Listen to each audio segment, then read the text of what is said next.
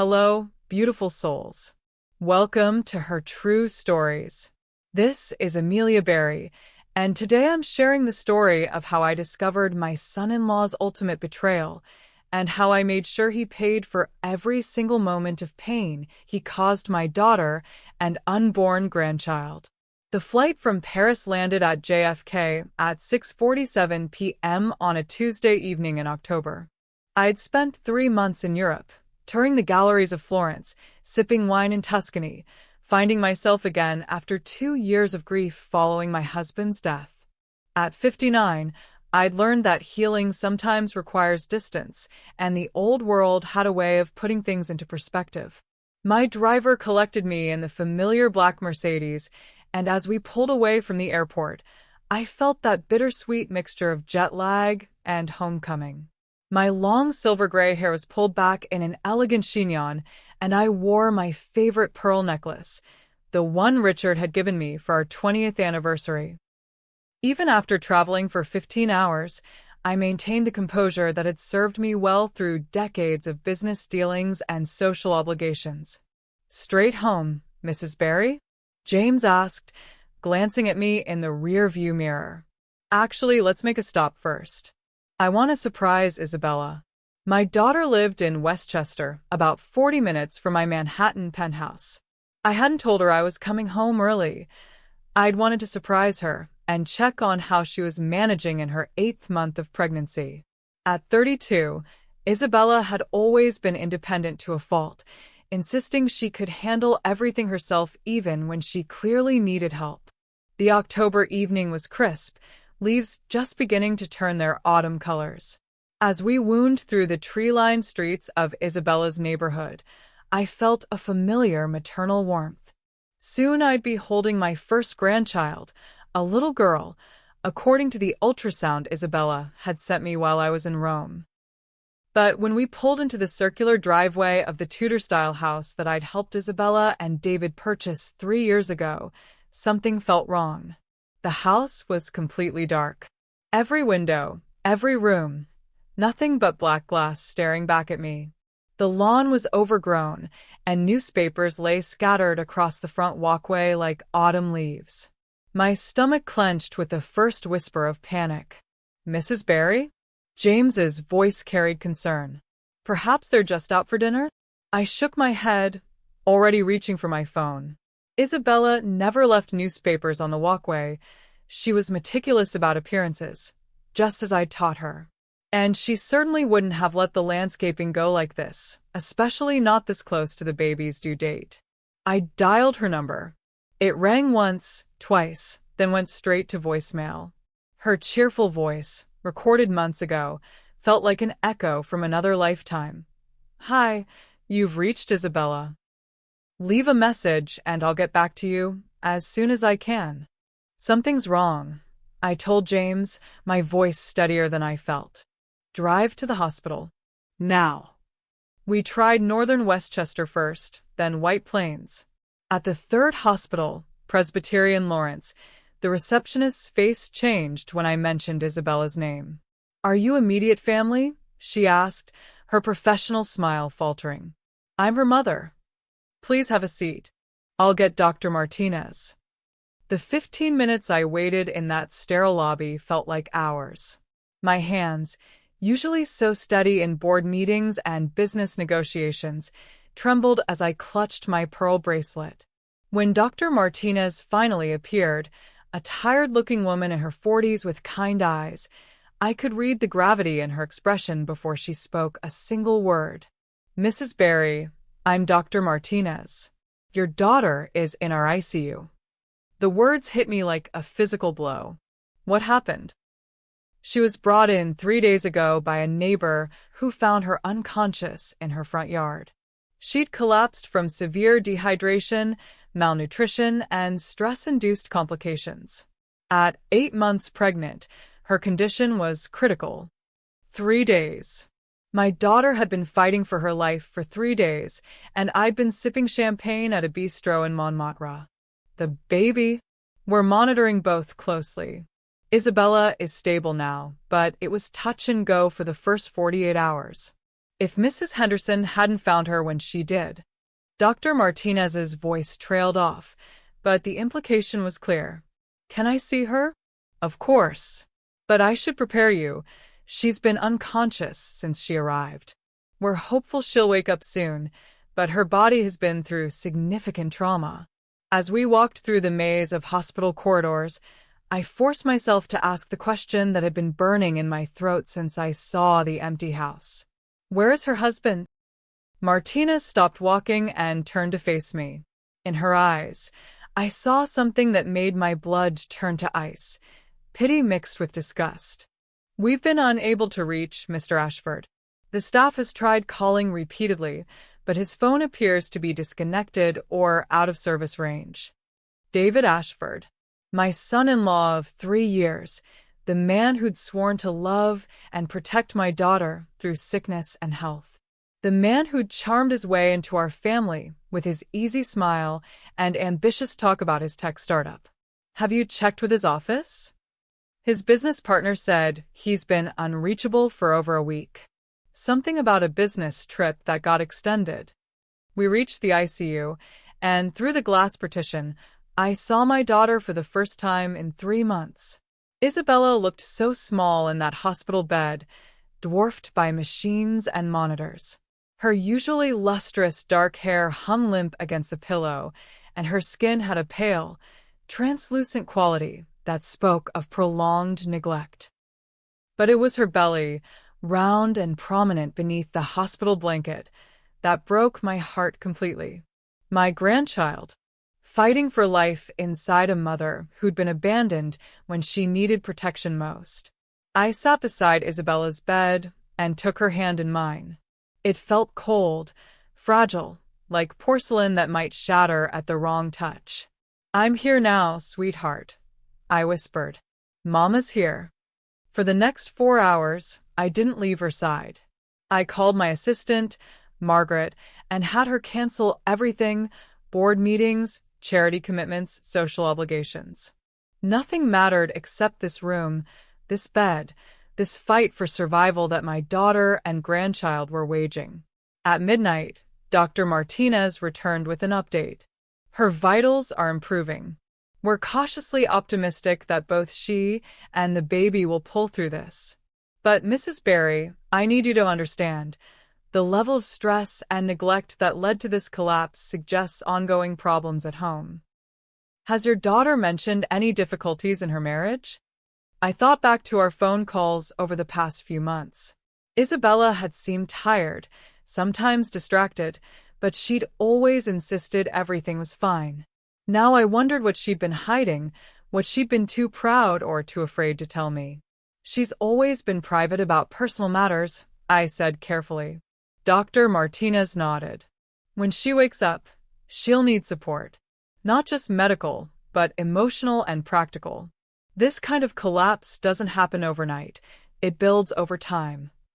After the doctor left, I sat in the uncomfortable hospital chair and finally allowed myself to feel the full weight of my fury. David Ashford, wherever he was, whatever he was doing, had abandoned my daughter when she needed him most. He'd let her deteriorate to the point of collapse while he disappeared on some mysterious business trip. But I was Amelia Berry. I'd built a multi-million-dollar consulting empire from nothing after my husband's death. I'd negotiated with Fortune 500 CEOs and come out ahead every time. I had resources, connections, and most importantly, the cold, calculating intelligence that had made me formidable in boardrooms across Manhattan. If David Ashford thought he could abandon my daughter and grandchild without consequences, he was about to learn exactly how wrong he was. I pulled out my phone and scrolled through my contacts until I found the number I needed. Richard Blackwood, the most ruthless attorney in New York, a man who'd helped me navigate the treacherous waters of corporate law for over a decade. He answered on the second ring, despite the late hour. Amelia? Welcome back. How was Europe? Richard, I need you to drop everything and meet me at Presbyterian Lawrence Hospital. Now. What's wrong? My daughter is in intensive care, and my son-in-law has vanished. I want everything, and I mean everything, about David Ashford's financial life examined by morning. Bank accounts, credit cards, business holdings, personal assets. All of it. A pause. Richard had worked with me long enough to recognize the tone in my voice, the same one I'd used when hostile takeover attempts threatened my company. Consider it done. Amelia, are you all right? I looked at my daughter's unconscious form, at the monitors tracking my grandchild's heartbeat, at the evidence of a man's callous abandonment. I will be, I said quietly, once David Ashford learns what it means to cross the Barry family. As I hung up the phone, Isabella stirred slightly in her sleep. For just a moment, her eyes fluttered open and focused on my face. "Mom," she whispered, her voice barely audible. "I'm here, sweetheart. You're safe now." The baby, strong and healthy, just like her mother. Isabella's eyes filled with tears. "David, he left." I smoothed her hair back from her forehead. "Don't worry about David. Mama's going to take care of everything." She drifted back to sleep, but her words echoed in my mind. He left. He left. He left. David Ashford had made the biggest mistake of his life when he abandoned my daughter. But he was about to discover that some mistakes come with a price tag that even his arrogance couldn't afford. I settled back into the hospital chair, my mind already working through the possibilities, the connections, the careful moves that would ensure justice. Outside, dawn was still hours away, but I could already see the beginning of the end for David Ashford.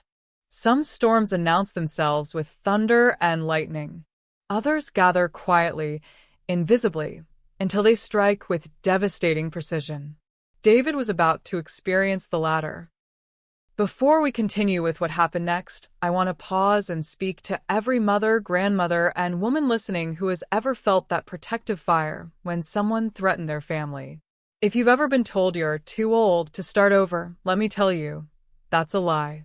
Your story isn't over, and you still have chapters left to write. Our best-selling book, Reclaiming Your Peace After Pain, is filled with simple, powerful steps to help you heal, rebuild, and fall in love with life again. Click the link in the description box and start your new beginning today.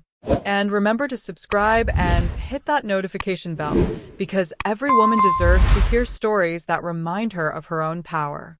Now, let's continue with what I discovered about David's business trip.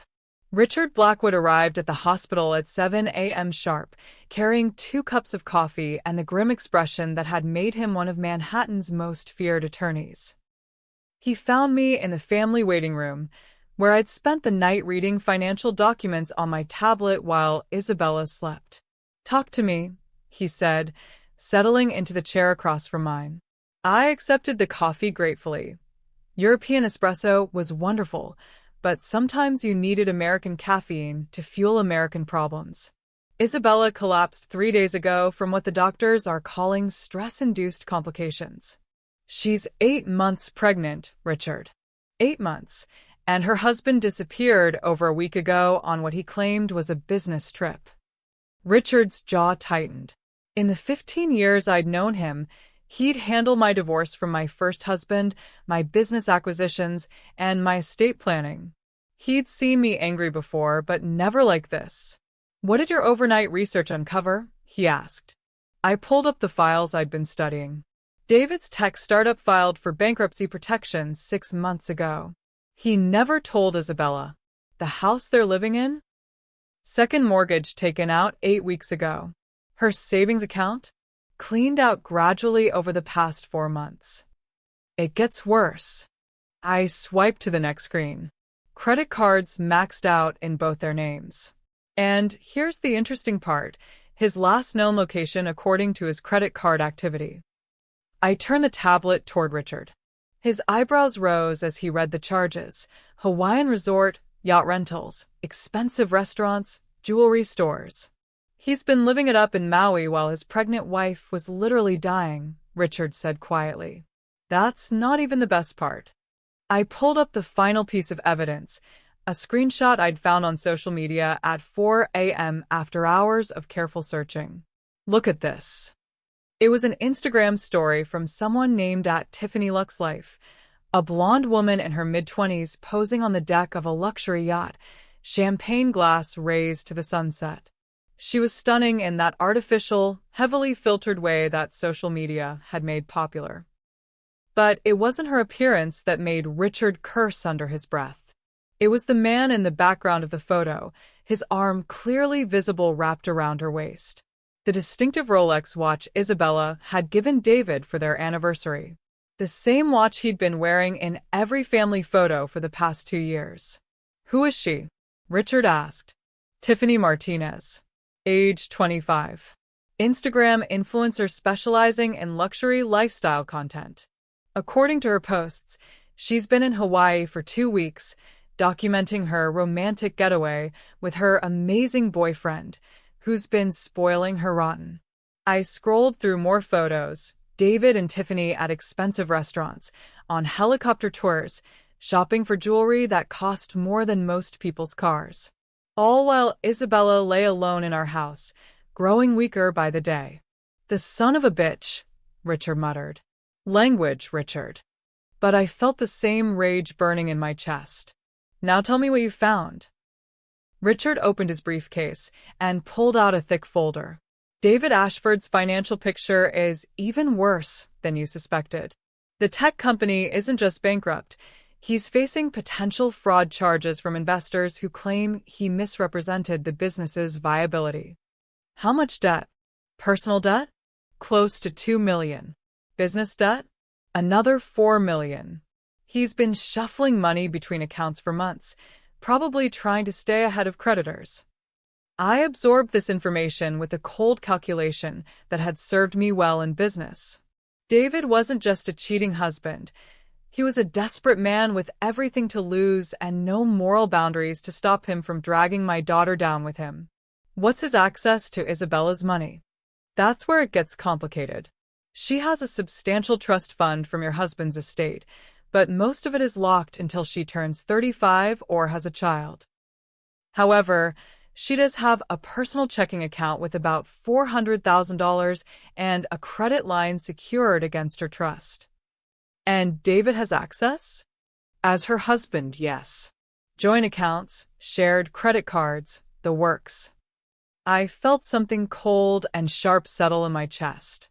David had been systematically draining Isabella's accessible funds to finance his affair and his failing business while she grew weaker and more isolated. He'd probably convinced her that their financial problems were temporary, that he was working on solutions, that she shouldn't worry her pregnant mind about money. Meanwhile, he was buying jewelry for his mistress with money intended for their child's future. "Richard, I want every account frozen. Today." "Amelia, that's..." "I don't care if it's complicated. I don't care if it requires emergency court orders. My daughter is lying in an ICU bed, and that bastard is spending her money on champagne and whores." Richard had worked with me long enough to know when I'd crossed from angry to implacable. He pulled out his phone and began making calls. While he worked his legal magic, I returned to Isabella's bedside. She was awake, staring out the window at the gray October morning. "How are you feeling, sweetheart?" "Tired. Confused. The nurses keep asking about David, and I don't know what to tell them." I sat down and took her hand. "Tell me what happened. From the beginning." Isabella's story emerged slowly, punctuated by tears and long pauses. David had been distant for months, claiming work stress. He'd been taking calls at odd hours, disappearing for client meetings that lasted all day. Their joint credit card bills had grown enormous, but when Isabella questioned the charges, David became defensive and angry. "He said I was being paranoid," she whispered. "That pregnancy hormones were making me suspicious of normal business expenses. He showed me some contracts and proposals, said everything would be fine once the big deal closed." "What big deal?" "Some tech company in California wanted to buy his software platform. He said it was worth millions, that we'd never have to worry about money again." I felt my heart break for my daughter's naivety. There was no big deal. There never had been. David had been feeding her lies while systematically destroying their financial future. When did he leave for Hawaii? Isabella's face crumpled. He said it was a business meeting. Potential investors who wanted to meet in person. He'd be gone a week, maybe 2 at the most. She looked at me with the same trusting eyes she'd had as a child. Mom, it's been 10 days. I've called and called, but his phone goes straight to voicemail. I was so worried something had happened to him. Nothing happened to him, sweetheart, except that he revealed exactly who he really is. I showed her the photos from Instagram. I watched my strong, independent daughter collapse as she saw the truth. Her husband, the father of her unborn child, laughing and celebrating with another woman while she fought for survival. How could he do this? She sobbed. How could he leave me like this? Because he's not the man you thought you married, I said gently. But that's his failure, not yours. And now we're going to make sure he faces the consequences. My phone buzzed with a text from Richard. It's done. All accounts frozen as of 30 minutes ago. His credit cards will start declining within the hour. I smiled grimly and typed back. Excellent. Now the real fun begins. Isabella fell asleep again, exhausted by the emotional revelation. I kissed her forehead and whispered, Sleep, sweetheart. Mama's going to take care of everything. In the hallway outside the ICU, I called Margaret, my assistant. I need you to contact Patricia Williams at Social Scene magazine. Tell her I have an exclusive story about tech fraud and adultery that might interest her readers. Full documentation, photographs, financial records, the works. Should I mention it involves your family? Absolutely. The Barry family doesn't run from scandal. We control it. As I hung up, I felt the familiar surge of energy that came with orchestrating a complex business strategy. David Ashford had made a critical error in judgment. He'd underestimated me, dismissed me as just another mother-in-law to be managed and ignored. He was about to discover that some mothers don't just get mad. We get even. At 2:47 p.m. Hawaii time, David Ashford's perfect paradise began to crumble. I know the exact time because Richard had arranged for real-time monitoring of David's account activity. As I sat beside Isabella's hospital bed, watching her sleep peacefully for the first time in days, my phone buzzed with updates from our financial surveillance operation. 2:47 p.m. Credit card declined. Kona Village Resort Spa Services, $850. 2:52 p.m. Credit card declined. Maui Ocean Center Marine Adventures, $1,200. 2:55 p.m. Credit card declined. Helicopter tour booking, $2,500. I imagine the scene playing out 6,000 miles away. David fumbling for a different card, the embarrassment spreading across his face as each one was declined in turn. Tiffany watching with growing confusion and irritation as her sugar daddy suddenly couldn't afford to maintain their lavish lifestyle. My phone rang at exactly 3:15 p.m.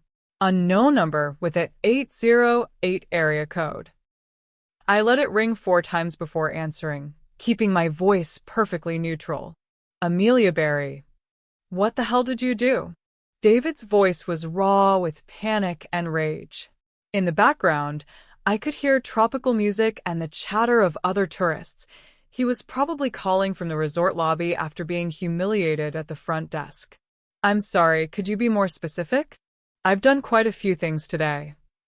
My cards, Amelia. Every single one of them. Declined. Frozen. I can't even pay for gas to get back to the hotel. How terrible for you. I kept my voice ice cold, professional. I imagine it's quite embarrassing to be stranded without funds. Especially when you're not alone. A pause. In that silence, I could practically hear his mind racing, trying to figure out how much I knew. I don't know what you think you know, but I know you abandoned my daughter while she was carrying your child. I know she's been lying unconscious in intensive care for 3 days while you've been drinking champagne on yacht decks. I know you've stolen nearly $400,000 from her accounts to fund your midlife crisis vacation with a woman half your age. The silence stretched longer this time.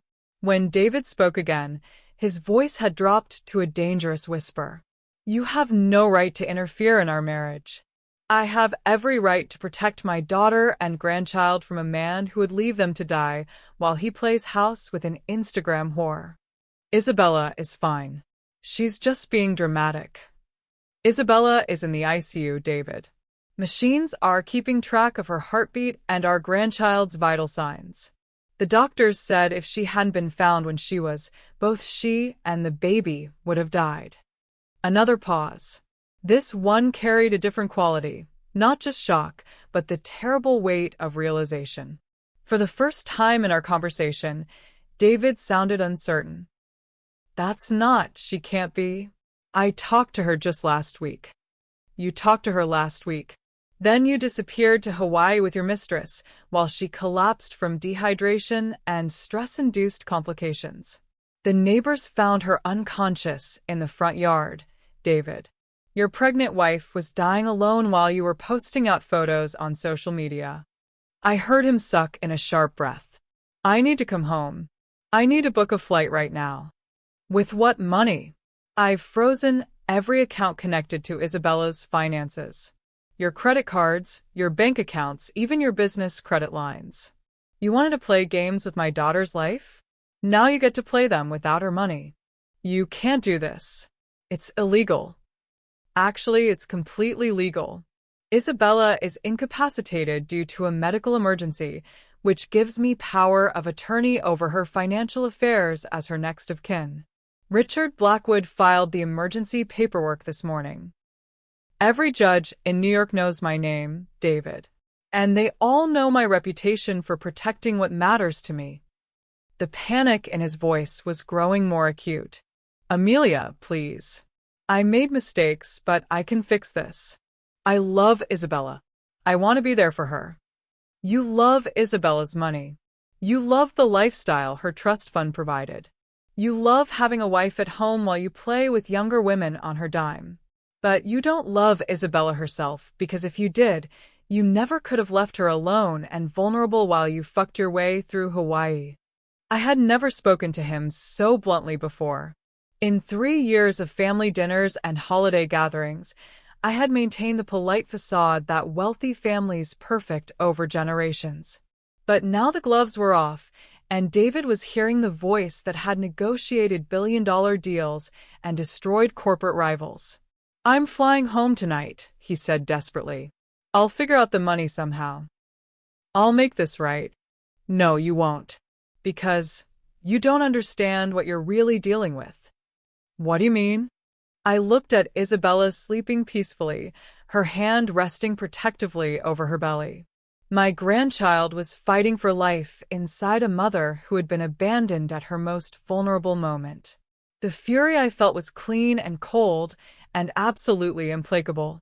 I mean that you've committed the unforgivable sin, David. You hurt my family. And when someone hurts my family, I don't just get angry. I get systematic. Amelia. The account freeze is just the beginning. By tomorrow morning, everyone in our social circle will know exactly what kind of man you are. Your business partners will know about the fraud accusations and the bankruptcy. Your clients will know about the affairs and the abandoned pregnant wife. Your family will know that you stole from my daughter to pay for your Hawaiian vacation. You wouldn't. But his voice suggested he was beginning to understand that I absolutely would. I've already started. Patricia Williams from Social Scene is running the story in tomorrow's edition. Full spread, complete with photographs of you and Miss Martinez courtesy of her very public Instagram account. The headline reads, Tech Mogul Abandons Dying Pregnant Wife for Hawaiian Love Nest.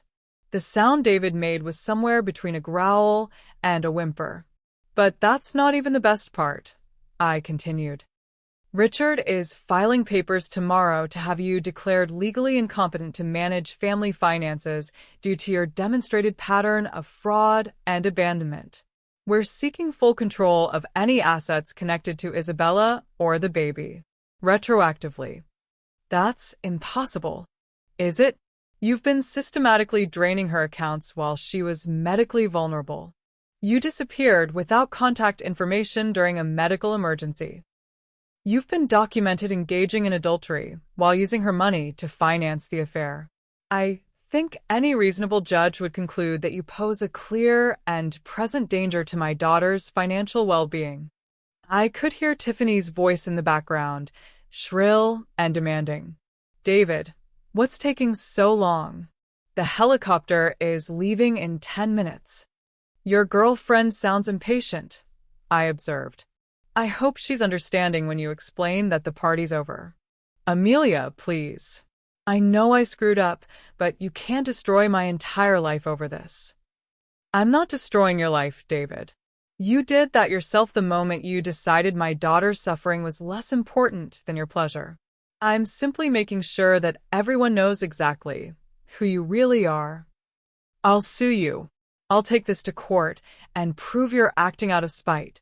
I laughed, and the sound was sharp enough to cut glass. You'll sue me? With what money? What lawyer? What reputation? By tomorrow, you'll be lucky if you can afford a bus ticket home from Hawaii, assuming you can even find someone willing to give you a loan. The line went quiet except for the sound of David's ragged breathing. Here's what's going to happen, I continued. You're going to figure out how to get yourself home, to face the consequences of your actions. You're going to grovel for forgiveness that will never come. And you're going to learn what it means to cross a woman who built an empire from nothing and has absolutely no qualms about protecting what she loves. And if I don't, then you'll spend the rest of your life wondering what hit you. Because this is just day one, David. I have resources you can't imagine, connections you've never dreamed of, and a level of patient vindictiveness that would terrify you if you were smart enough to comprehend it. I hung up before he could respond, then immediately blocked his number. If David wanted to continue this conversation, he could do it through lawyers, assuming he could find one willing to work pro bono. Isabella stirred in her sleep, her hand moving protectively to her belly. In that gesture, I saw everything I was fighting for, not just my daughter's future, but my grandchild's legacy. The baby growing inside her would never know want or fear because her grandmother had made sure of it. David Ashford had made the mistake of thinking that because I was polite, I was powerless. Because I was elegant, I was weak. Because I was a widow, I was vulnerable. He was about to spend the rest of his life learning how wrong he had been. My phone buzzed with a text from Richard. Emergency restraining order filed and approved. David cannot access any property or accounts connected to Isabella. He also cannot contact her directly without legal supervision. I smiled and typed back. Perfect. Now, let's make sure he learns what burned bridges really means. The war had begun, and David had already lost. He just didn't know it yet. The next morning brought both hope and heartbreak in equal measure. Isabella was finally awake and alert when I arrived at the hospital with fresh flowers and the kind of homemade chicken soup that had comforted her through childhood illnesses. She looked fragile propped up against the pillows, but there was color in her cheeks for the first time in days. "The baby?" she asked before I'd even set down my purse.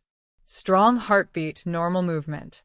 "Dr. Martinez says she's a fighter, just like her mother." Isabella's hand moved instinctively to her belly, and I saw tears of relief gather in her eyes. "I was so scared, Mom. For days before I collapsed, I could barely feel her moving. I thought I might be losing her." "You're not losing anything," I said firmly, settling into the chair beside her bed. "Both of you are going to be fine."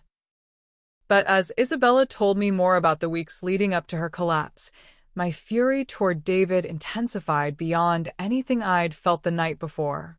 "He said I was being paranoid about the baby," she whispered. When I told him I was worried about how little she was moving, he said pregnant women always overreact. When I wanted to call the doctor about the spotting, he said we couldn't afford unnecessary medical bills. You were having spotting? I tried to keep the alarm out of my voice. For about 2 weeks. Light bleeding, cramping. I was terrified something was wrong, but David kept saying it was normal.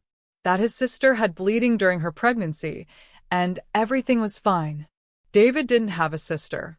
I knew his family history as well as my own. He was an only child whose parents had died in a car accident 5 years earlier. He'd been lying to my daughter about everything, even her medical concerns. Did you call Dr. Chen anyway? Isabella shook her head, looking ashamed. David took my phone and hid it. Said I was becoming obsessed with calling doctors and it wasn't healthy for the baby. He said stress was worse than any physical symptoms and that I needed to trust him to take care of us. The manipulation was breathtakingly cruel. David had isolated Isabella from medical care during the most vulnerable period of her pregnancy, convincing her that her legitimate concerns were signs of mental instability. He'd gaslit her into believing that seeking help was somehow dangerous, while he prepared to abandon her entirely. Isabella, sweetheart, I need you to understand something. Nothing that happened to you is your fault. David deliberately prevented you from getting the care you needed. He put both you and the baby at risk because it was convenient for his plans. His plans? I had prepared for this conversation, but seeing the hope still flickering in my daughter's eyes made it infinitely harder. She still loved him. Despite everything, part of her was still hoping this was all a terrible misunderstanding that could somehow be resolved. I showed her the printed photos from Tiffany's Instagram account. Each image was a fresh blow. David laughing on the yacht deck, David feeding Tiffany expensive sushi, David's hands on her body as they watched the sunset. This is where your husband has been while you've been fighting for your life, I said gently. This is what he chose over you and his child. Isabella stared at the photos for a long time, her expression cycling through disbelief, hurt, and finally a cold rage that reminded me powerfully of myself. How long? She asked. Based on the posts, at least 2 weeks. Possibly longer. 2 weeks. Her voice was flat, emotionless. I was bleeding and scared and calling him crying, and he was with her. Yes. While I was lying here unconscious, thinking he might be dead in a car accident somewhere, worried that he'd never meet his daughter. He was buying jewelry for his mistress with your money. Something shifted in Isabella's face then, a hardness I'd never seen before, but one I recognized from my own mirror during the worst moments of my business career. What do you need me to do? She asked. Right now, I need you to focus on getting better. Let me handle David. No. Isabella struggled to sit up straighter. He's my husband. This is my marriage, my money he stole, my child he abandoned. I want to be part of whatever you're planning. I studied my daughter's face, seeing the steel beneath the vulnerability. Perhaps it was time for Isabella to learn that she came from a long line of women who didn't accept betrayal gracefully. All right, but you need to understand, what I'm planning isn't just divorce proceedings and asset division. I'm going to destroy him completely. Financially, socially, professionally. When I'm finished, David Ashford will serve as a cautionary tale for other men who think they can abuse women without consequences. Isabella nodded slowly. Good. He deserves it. Even if it means our family name will be connected to scandal, even if people will gossip and speculate. Let them gossip. I'm not ashamed of being victimized by a man I trusted. I'm ashamed of staying quiet while he does it to someone else. Dr. Martinez chose that moment to enter with Isabella's latest test results, her smile brightening when she saw how alert and determined my daughter looked. This is much better, she said, checking the monitors. Your blood pressure is stabilizing and the baby's movements are back to normal patterns. I'd say we avoided the worst-case scenario. When can I go home? Isabella asked. If everything continues improving, maybe in another week. But you'll need complete bed rest for the remainder of your pregnancy, and someone should be with you around the clock. She'll be staying with me, I said immediately. My penthouse has a full medical suite, and I can arrange for private nursing care. Dr. Martinez nodded approvingly. That sounds ideal. The stress factors that contributed to this crisis need to be completely eliminated. After the doctor left, Isabella looked at me with eyes that held both gratitude and something harder to define, a new understanding of who her mother really was. You've already thought of everything, haven't you? She said. The medical care, the security, the legal strategy. You've been planning this like a military campaign. When someone threatens my family, I don't leave anything to chance. What about David? Where is he now? I checked my phone, where Margaret had been sending me regular updates on David's situation. According to our latest information, he's stranded at the Kona Village Resort. Security cameras show him arguing with the front desk staff this morning. He managed to book a room for one more night by convincing the manager to let him use his business credit card, but that account will be frozen by tomorrow morning. And Tiffany? She posted a story 2 hours ago from the airport, captioned, "When the vacation turns into a nightmare." Apparently, your husband didn't mention his financial problems until the bills started getting declined. She's flying back to Los Angeles and has already deleted most of the photos of them together. Isabella almost smiled. So she abandoned him the second the money dried up. Some people reveal their true nature under pressure. David is learning that lesson from multiple angles right now. My phone buzzed with a call from Richard. I answered on speaker, so Isabella could hear. Ladies, I have updates. The restraining order is in effect. David cannot come within 500 feet of Isabella or attempt to contact her directly. His passport has been flagged to alert us when he attempts to return to the mainland. What about the financial situation? Isabella asked. Complete asset freeze is holding. But there's more.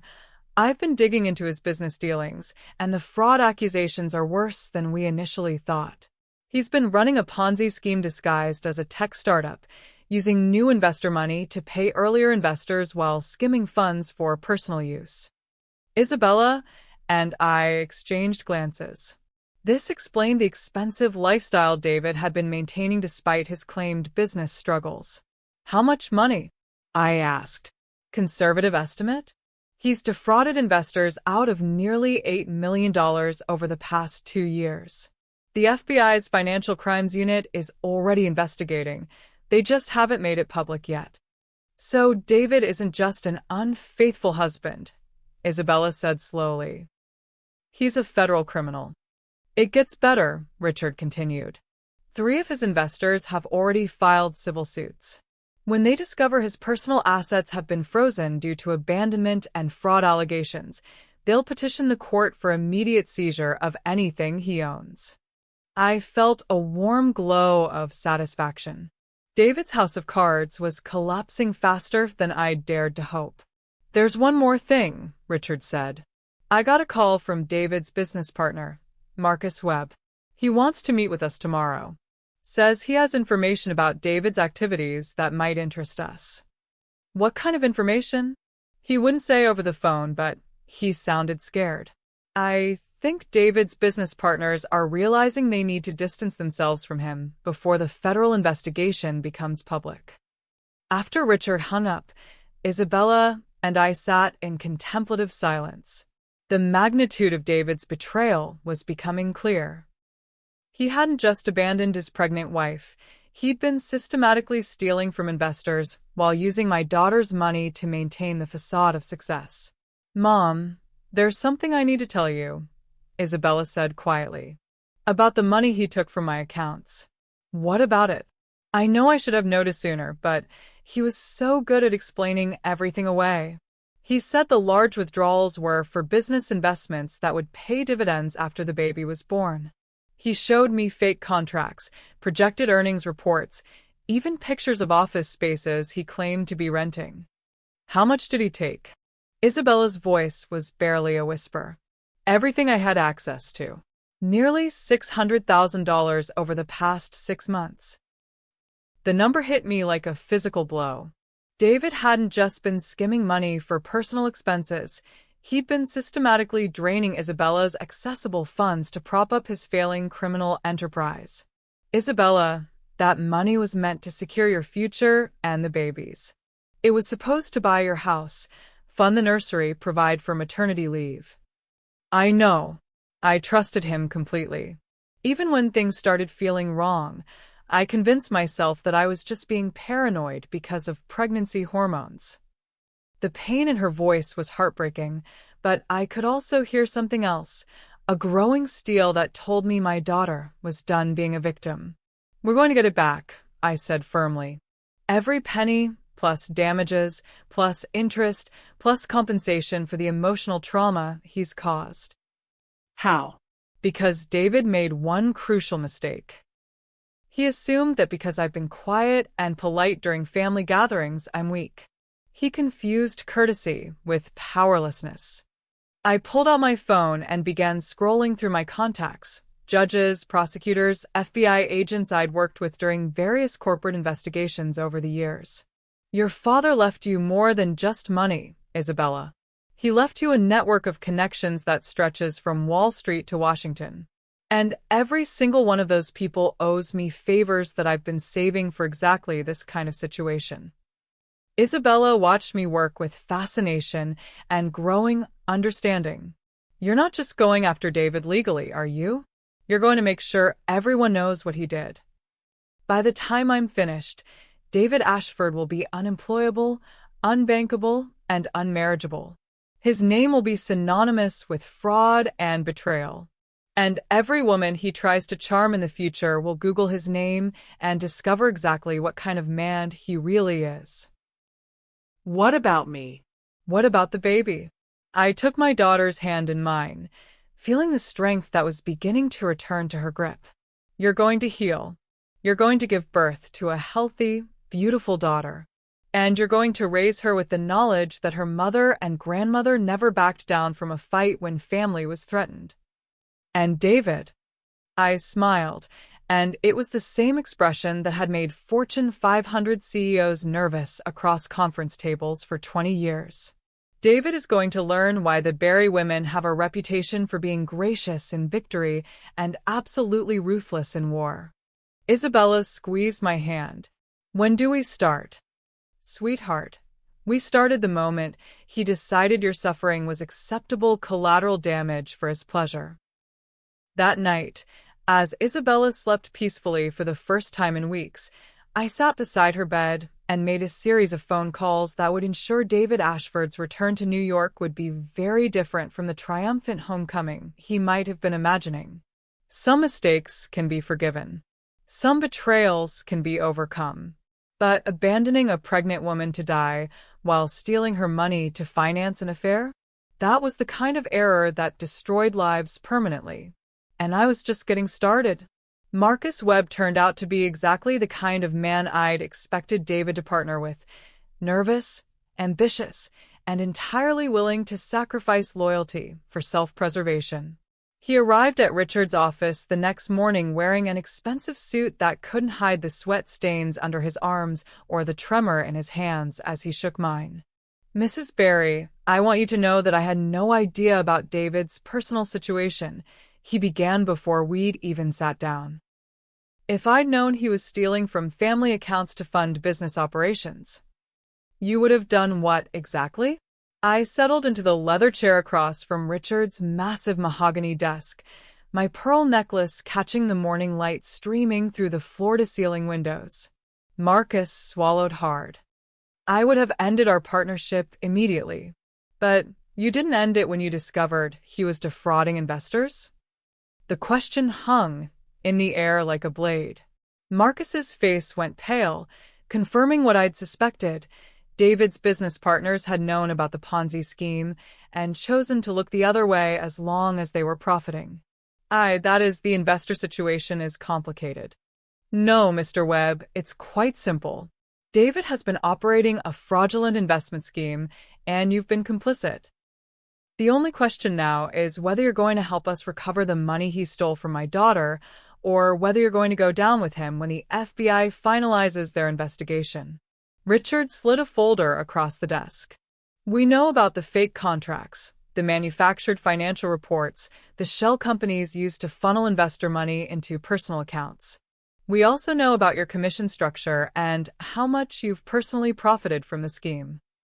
Marcus opened the folder with shaking hands, his face growing ashen as he read through the financial records we'd compiled overnight.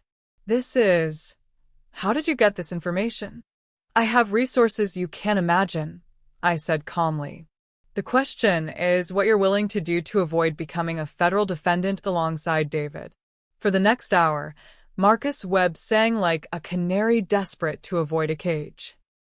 The tech startup had been hemorrhaging money for over a year, but David had been covering the losses by soliciting new investors with fabricated success stories and fake revenue projections. When legitimate funding dried up, he'd started using personal money, first his own savings, then joint accounts with Isabella, then direct theft from her trust-accessible funds. He told me his wife was supporting the business temporarily, Marcus said, sweat beading on his forehead. He said she believed in the vision and wanted to invest in their future. Did you ever meet my daughter? A few times at company parties. She seemed, tired? Distracted? David said pregnancy was making her emotional and irrational. Another layer of manipulation. David had been poisoning his business partner's perception of Isabella to prevent anyone from questioning why she seemed increasingly withdrawn and stressed. What about the Hawaii trip? Richard asked. Marcus looked sick. David said it was an investor meeting. There's a venture capital firm based in Honolulu that had expressed interest in our platform. He was supposed to be presenting our latest projections and negotiating terms. There was no investor meeting, I said quietly. I know that now. When I couldn't reach him for 3 days, I called the VC firm myself. They'd never heard of David or our company. What did you think was happening? I thought maybe he'd run off with investor money. I started preparing to distance the company from him, maybe claim I'd been deceived too. Marcus looked at me with desperate eyes. I never imagined he'd abandoned his pregnant wife. I swear to you if I'd known. I studied Marcus Webb for a long moment, seeing not malice but weakness, the kind of moral cowardice that enabled men like David to cause massive damage while others looked the other way. Here's what's going to happen, I said finally. You're going to provide us with complete financial records of David's activities, bank statements, investor communications, business contracts, everything. You're going to cooperate fully with the FBI investigation. And you're going to help us recover every penny he stole from my daughter. And in exchange, Richard will ensure that your cooperation is noted when federal charges are filed. Instead of being prosecuted as David's co-conspirator, you'll be treated as a witness who helped expose the fraud. Marcus nodded eagerly. Yes, absolutely. Whatever you need. I also want David's passport information, his emergency contacts, and details about any other personal assets he might have hidden. He has a safety deposit box at First National, Marcus offered immediately, and a storage unit in Queens where he keeps business equipment. Oh, and his aunt in Portland has been receiving packages for him over the past few months, expensive electronics, jewelry, things like that. I exchanged glances with Richard. David had been preparing for his eventual disappearance, squirreling away valuable items that he could liquidate if his scheme collapsed. Get me addresses, account numbers, and access information for all of it, Richard instructed. After Marcus left, carrying Richard's business card and a cooperation agreement that would hopefully keep him out of federal prison, I allowed myself a moment of satisfaction. David's support network was crumbling exactly as I'd planned. What's our next move? Richard asked. I want emergency court orders to seize anything David owns or controls. The safety deposit box, the storage unit, even the packages sent to his aunt. If he's hidden assets, I want them recovered and applied to what he owes Isabella. And David himself? I checked my phone, where Margaret had been providing hourly updates on David's situation in Hawaii. According to our latest intelligence, he's managed to borrow enough money for a one-way ticket to Los Angeles. His flight lands tomorrow morning at LAX. Do we want him arrested at the airport? Not yet. I want him to make it back to New York. I want him to see what's left of his life before we finish destroying it. Richard raised an eyebrow. That's unusually patient of you. I've learned that revenge is most effective when the victim has time to understand the scope of their destruction. David needs to see his empty apartment, his frozen accounts, his ruined reputation. He needs to comprehend exactly how thoroughly he's lost before we deliver the final blow. That afternoon, I returned to the hospital to find Isabella sitting up in bed, looking stronger than she had since I'd found her in the ICU. Dr. Martinez had cleared her to receive visitors, and she was eager to hear about the morning's developments. So Marcus is cooperating? She asked after I'd filled her in on the meeting. Completely. Apparently, the prospect of federal prison is wonderfully motivating. And David's assets? We'll have access to everything by tomorrow. Richard estimates we can recover at least half of what he stole, possibly more depending on what's in the safety deposit box. Isabella nodded, but I could see something else weighing on her mind. What is it, sweetheart? I keep thinking about Tiffany, the girl from Hawaii. What about her? She's probably a victim too, in her own way. David is older, sophisticated, wealthy, or at least he appeared to be. She might not have known he was married, or that he was stealing money to pay for their relationship. I felt a surge of pride at my daughter's capacity for empathy, even toward the woman who'd been sleeping with her husband. You're probably right. Men like David are expert manipulators. They tell different lies to different people until no one knows the truth. Do you think she'll come forward when the FBI investigation becomes public? I think she'll do whatever protects her own interests, which probably means cooperating with prosecutors if they ask. Isabella was quiet for a moment, her hand resting on her belly, where our granddaughter was growing stronger every day. Mom, there's something I want to do when this is all over. What's that? I want to help other women recognize the warning signs of financial abuse. I was educated, successful, surrounded by people who loved me, and I still fell for David's manipulation. How many other women are trapped in similar situations without the resources to fight back. I studied my daughter's face, seeing the beginning of something that looked like purpose emerging from pain. What did you have in mind? Maybe a foundation. Or a support network. Something that helps women understand their financial rights and provides legal assistance when they're being exploited by partners. That's a beautiful idea, Isabella. And it would be a powerful way to ensure that David's cruelty serves a larger purpose. I want our granddaughter to grow up in a world where women don't have to depend on anyone else's permission to protect themselves. I reached over and squeezed her hand. She will.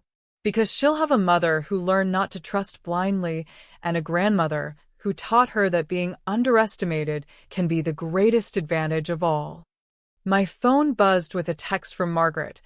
David's flight confirmed for tomorrow morning. Arrives JFK 11:47 morgens. Should I arrange reception committee? I smiled and typed back. Not yet. Let him enjoy his last day of freedom. The reckoning comes when he's ready to appreciate it fully. Isabella saw my expression and raised an eyebrow. What are you planning now? I'm planning to give David exactly what he deserves, a front row seat to the complete destruction of everything he thought he was entitled to. And then we focus on the future. Your recovery, the baby's birth, and making sure that what happened to us never happens to another family. As I left the hospital that evening, I felt something I hadn't experienced since Richard's death, a sense of purpose that went beyond protecting what I loved to actively creating a better world. David Ashford had meant to destroy my daughter and steal our family's future. Instead, He'd awakened something in both of us that would make us stronger, wiser, and infinitely more dangerous to men who preyed on women's trust. The legal war was just beginning, but the outcome was already decided. David simply didn't know it yet. Patricia Williams had outdone herself. The Social Scene magazine spread was devastating in its thoroughness. 6 full pages of David's public humiliation, complete with timeline graphics, financial charts, and the kind of high-resolution photography that made every detail of his betrayal impossible to ignore. The headline read, "Tech Mogul's Hawaiian Nightmare: How David Ashford Abandoned His Dying Pregnant Wife for an Instagram Influencer." I read it over breakfast in my penthouse, savoring each perfectly crafted paragraph while watching the sunrise paint Manhattan in shades of gold and pink. Patricia had positioned the story as a cautionary tale about modern masculinity and the danger of prioritizing wealth and image over family values. The writing was elegant, factual, and completely damning. But the photographs were what made it truly devastating. There was David on the yacht deck, champagne glass raised in celebration while a sidebar showed Isabella's hospital bracelet dated the same day. David and Tiffany at an expensive restaurant, feeding each other sushi, while another sidebar displayed the medical bills from Isabella's emergency treatment.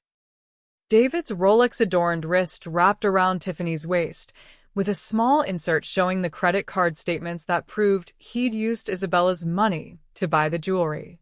The visual storytelling was brutal and impossible to deny. My phone had been ringing since 6 a.m. with calls from friends, business associates, and reporters who'd seen the story. I let most of them go to voicemail, but when Victoria Ashford called, one of my oldest friends and a social arbiter whose opinion carried weight in our circles, I answered immediately. "Amelia, darling, I just saw the magazine.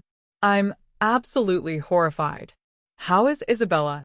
"She's healing, thank you. Both she and the baby are going to be fine." "And that dreadful man?"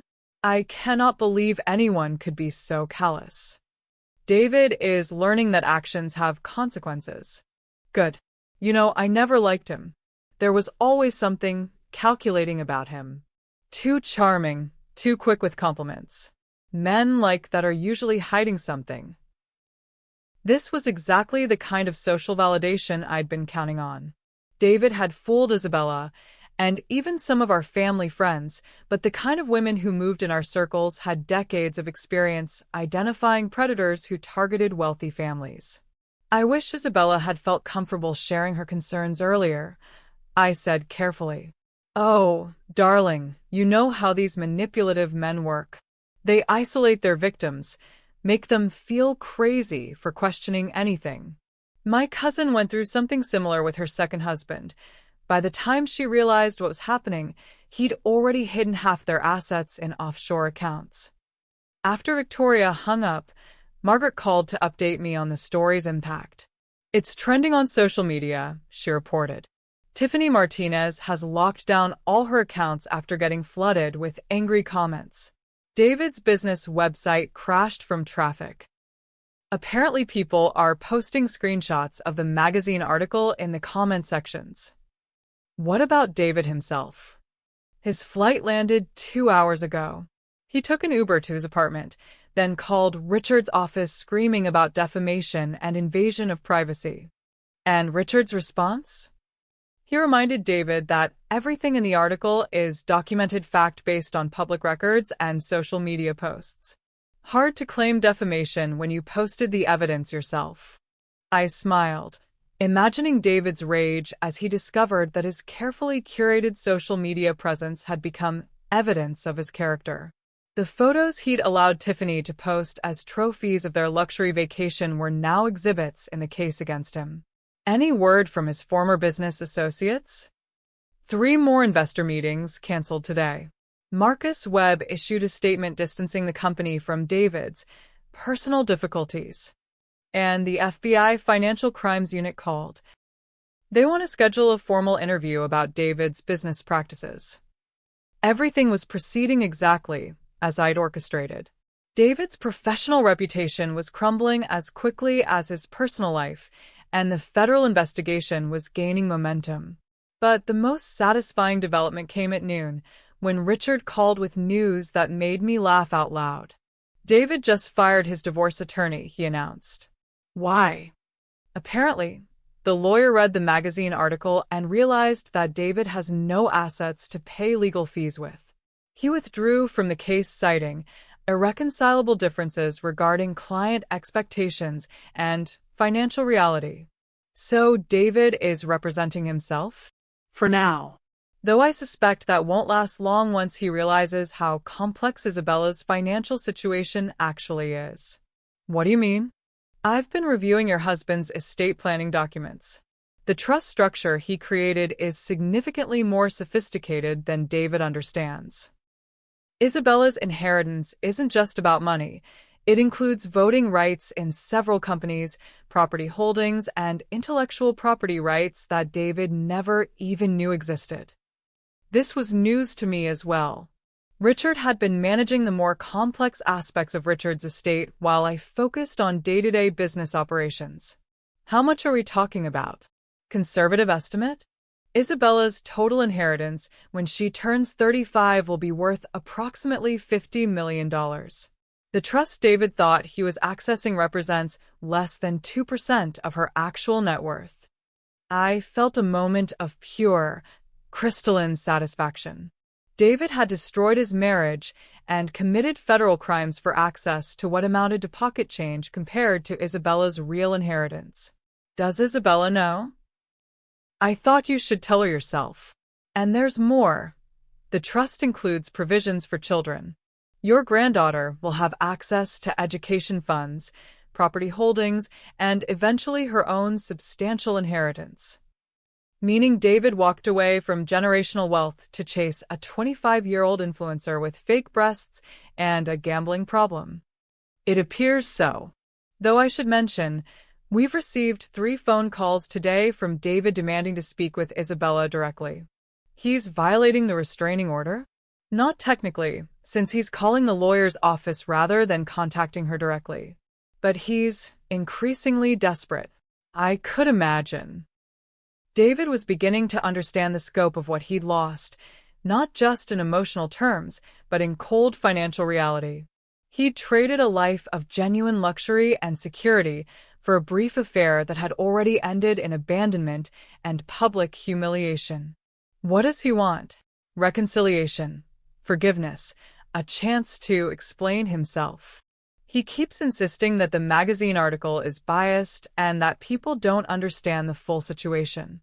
The full situation being that he abandoned his pregnant wife to go fuck a stripper in Hawaii? I don't think he'd phrase it quite that way. That afternoon, I visited Isabella at the hospital to share the news about her inheritance and David's deteriorating situation. I found her reading pregnancy books and taking notes in a journal, planning for the future with a kind of practical optimism that reminded me powerfully of her father.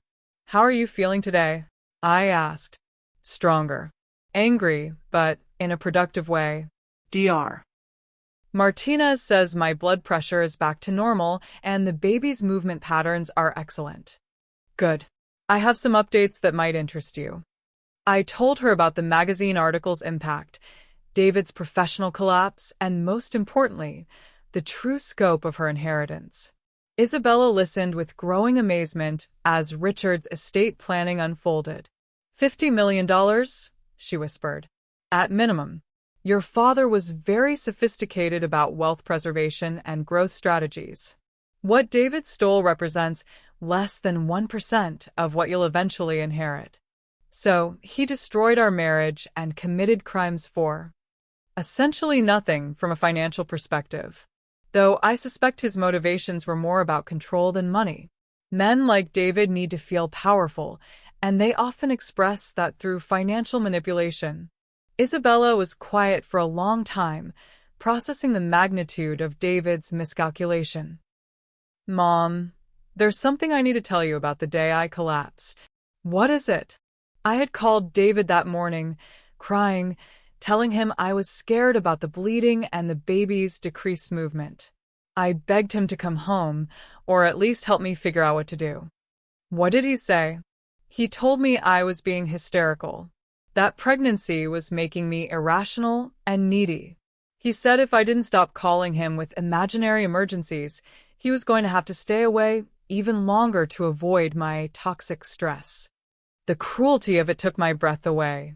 David had been partying on a yacht while my daughter bled and begged for help, and his response had been to blame her for her own medical emergency. Then he hung up on me, Isabella continued. I tried calling back, but he blocked my number. That's when I realized he wasn't coming home, that I was completely alone.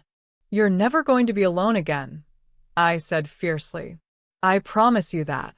I know. But Mom, I want him to understand what he did.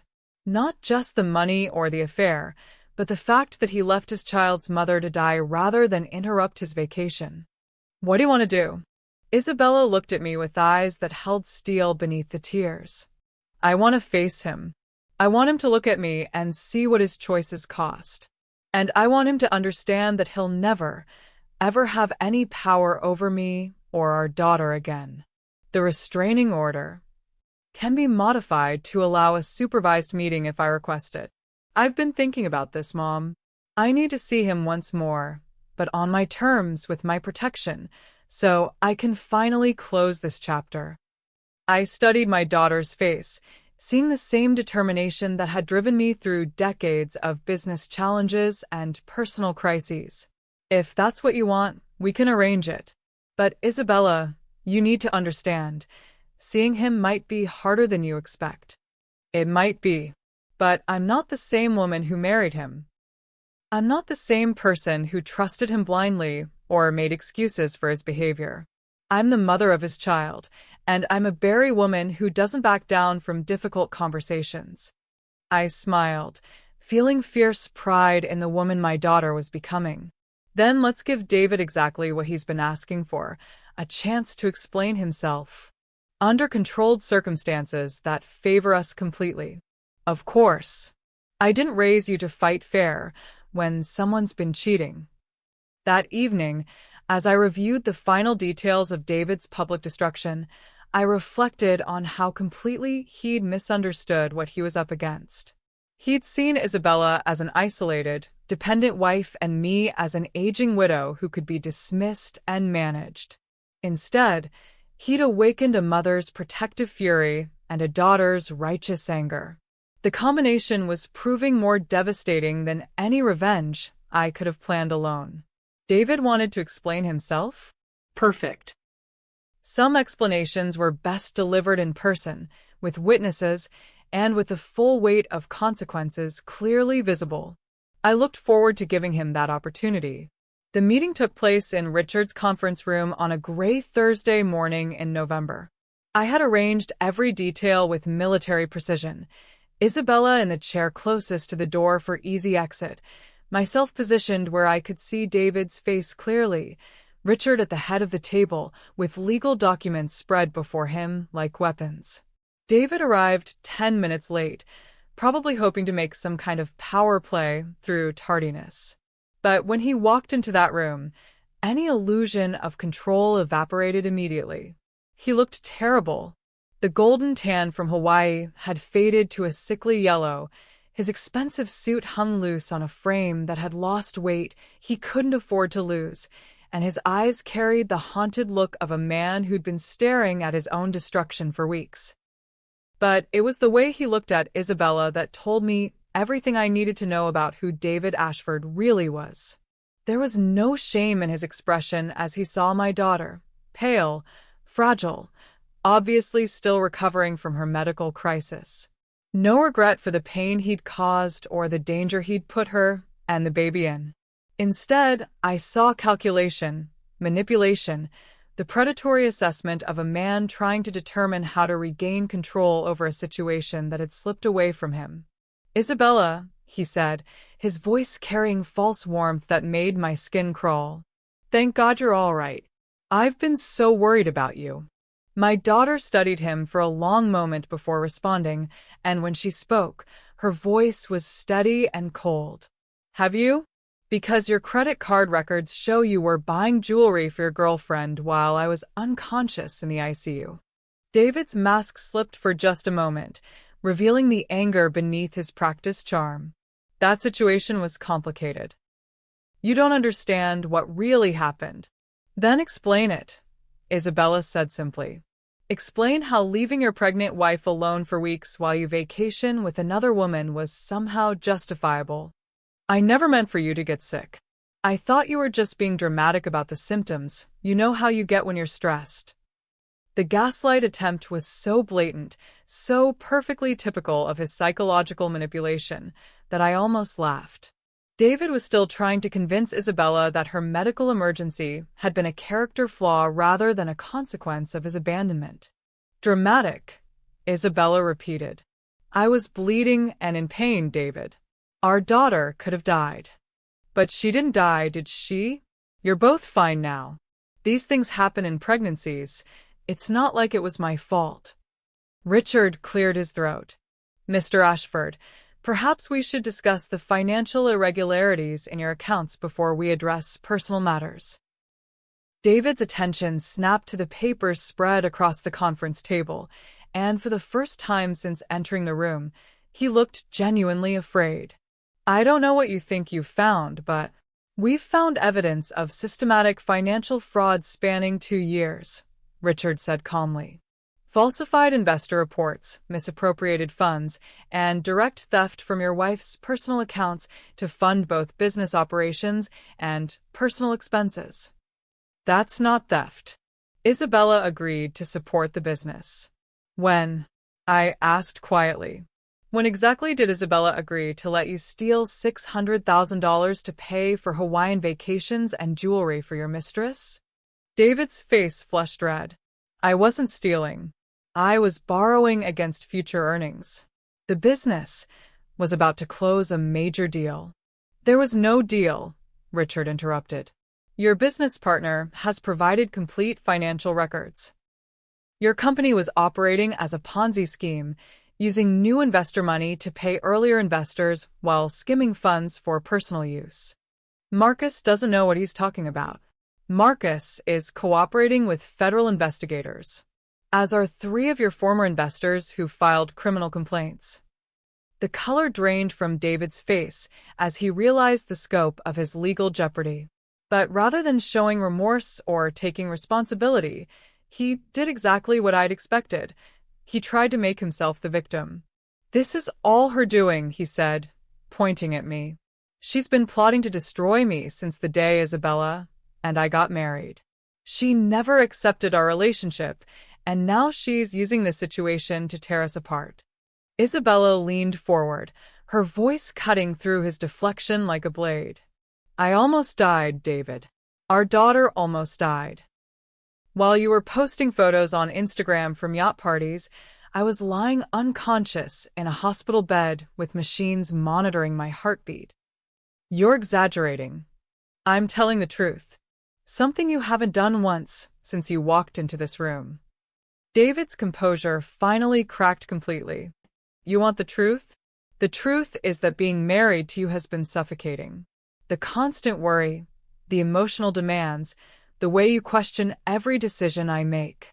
I needed space to think, to figure out how to handle the business problems without dragging you into it.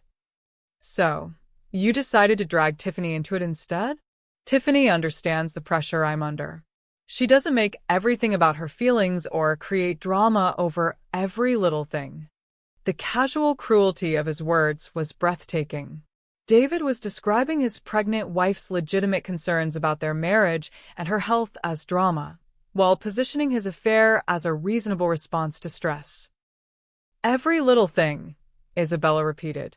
Like bleeding during pregnancy. Like not being able to reach my husband when I needed medical help. Like discovering that our savings accounts had been emptied without my knowledge. I was going to pay it all back once the California deal closed. There was no California deal. Isabella's voice rose for the first time, and I saw tears of rage rather than sadness. You've been lying about everything, David. The business success, the investor meetings, even your sister's pregnancy complications that made you think mine were normal. What are you talking about? You don't have a sister, David. You're an only child. But you told me your sister had bleeding during pregnancy to convince me not to call the doctor when I was having complications. David's mouth opened and closed like a fish gasping for air. He'd been caught in such a fundamental lie that even his practiced manipulation couldn't explain it away. I was trying to help you stay calm. Stress is bad for pregnancy outcomes. So you lied about having a sister to prevent me from seeking medical care that might have saved my life? You're twisting everything I say. I'm stating facts, Isabella said coldly. You lied about your family history to manipulate my medical decisions. You stole my money to fund your affair. You abandoned me during a medical emergency to continue your vacation. These aren't interpretations, David. These are facts. Richard chose that moment to slide a document across the table. Mr. Ashford, we need to discuss the custody arrangements for your daughter. My daughter? David looked confused by the shift in topic. Your parental rights are being contested, Richard explained. Based on your demonstrated pattern of abandonment, financial abuse, and endangerment of both mother and child. You can't take away my parental rights. I'm her father. Being a biological father and being a legal father are different things, I said quietly. Legal fathers don't abandon their pregnant wives to die while they party in Hawaii. I didn't abandon anyone. This is all being blown out of proportion. Isabella pulled out her phone and placed it on the table. I recorded our last phone conversation, David. The one where I was crying and bleeding and begging you to come home, or at least help me figure out what to do. David stared at the phone as if it were a snake. You can't, that's illegal. New York is a one-party consent state, Richard said. Isabella had every right to record a conversation she was participating in. Would you like to hear it? Isabella asked. Would you like this room full of people to listen to you calling your pregnant wife hysterical and needy while she was having a medical emergency? No, David said quickly. That conversation was taken out of context. What context makes abandoning your dying wife acceptable? David had no answer. For perhaps the first time in his adult life, his charm and manipulation had failed him completely. He was facing the unvarnished truth of his actions, and there was no way to spin or minimize the damage he'd caused. Here's what's going to happen, Richard continued, spreading out legal documents. Isabella is filing for divorce on grounds of abandonment, adultery, and financial abuse. She's seeking full custody of your daughter, with no visitation rights. That's ridiculous. I have rights. You forfeited your rights when you chose your mistress over your family, I said. But there's more. Richard slid another document across the table. This is a civil lawsuit seeking damages for financial fraud, emotional distress, and endangerment. We're asking for complete restitution of stolen funds plus punitive damages. How much? David's voice was barely a whisper. $5 million, Richard said calmly. David laughed, but the sound was bitter and desperate. I don't have $5 million. I don't have $5,000. You've frozen all my accounts, destroyed my business, ruined my reputation. There's nothing left to take. Then you'll spend the rest of your life working to pay it back, Isabella said. Every paycheck, every asset, every inheritance you might receive. It will all go toward compensating me for what you stole and the trauma you caused. This is insane. I made mistakes, but I don't deserve to have my entire life destroyed. You don't deserve to have a life, I said quietly, and the words carried all the cold fury I'd been holding back for weeks. You left my daughter to die, David. You stole from her while she was vulnerable and pregnant. You chose your own pleasure over your family's survival. I never meant. Intent doesn't matter. Results matter.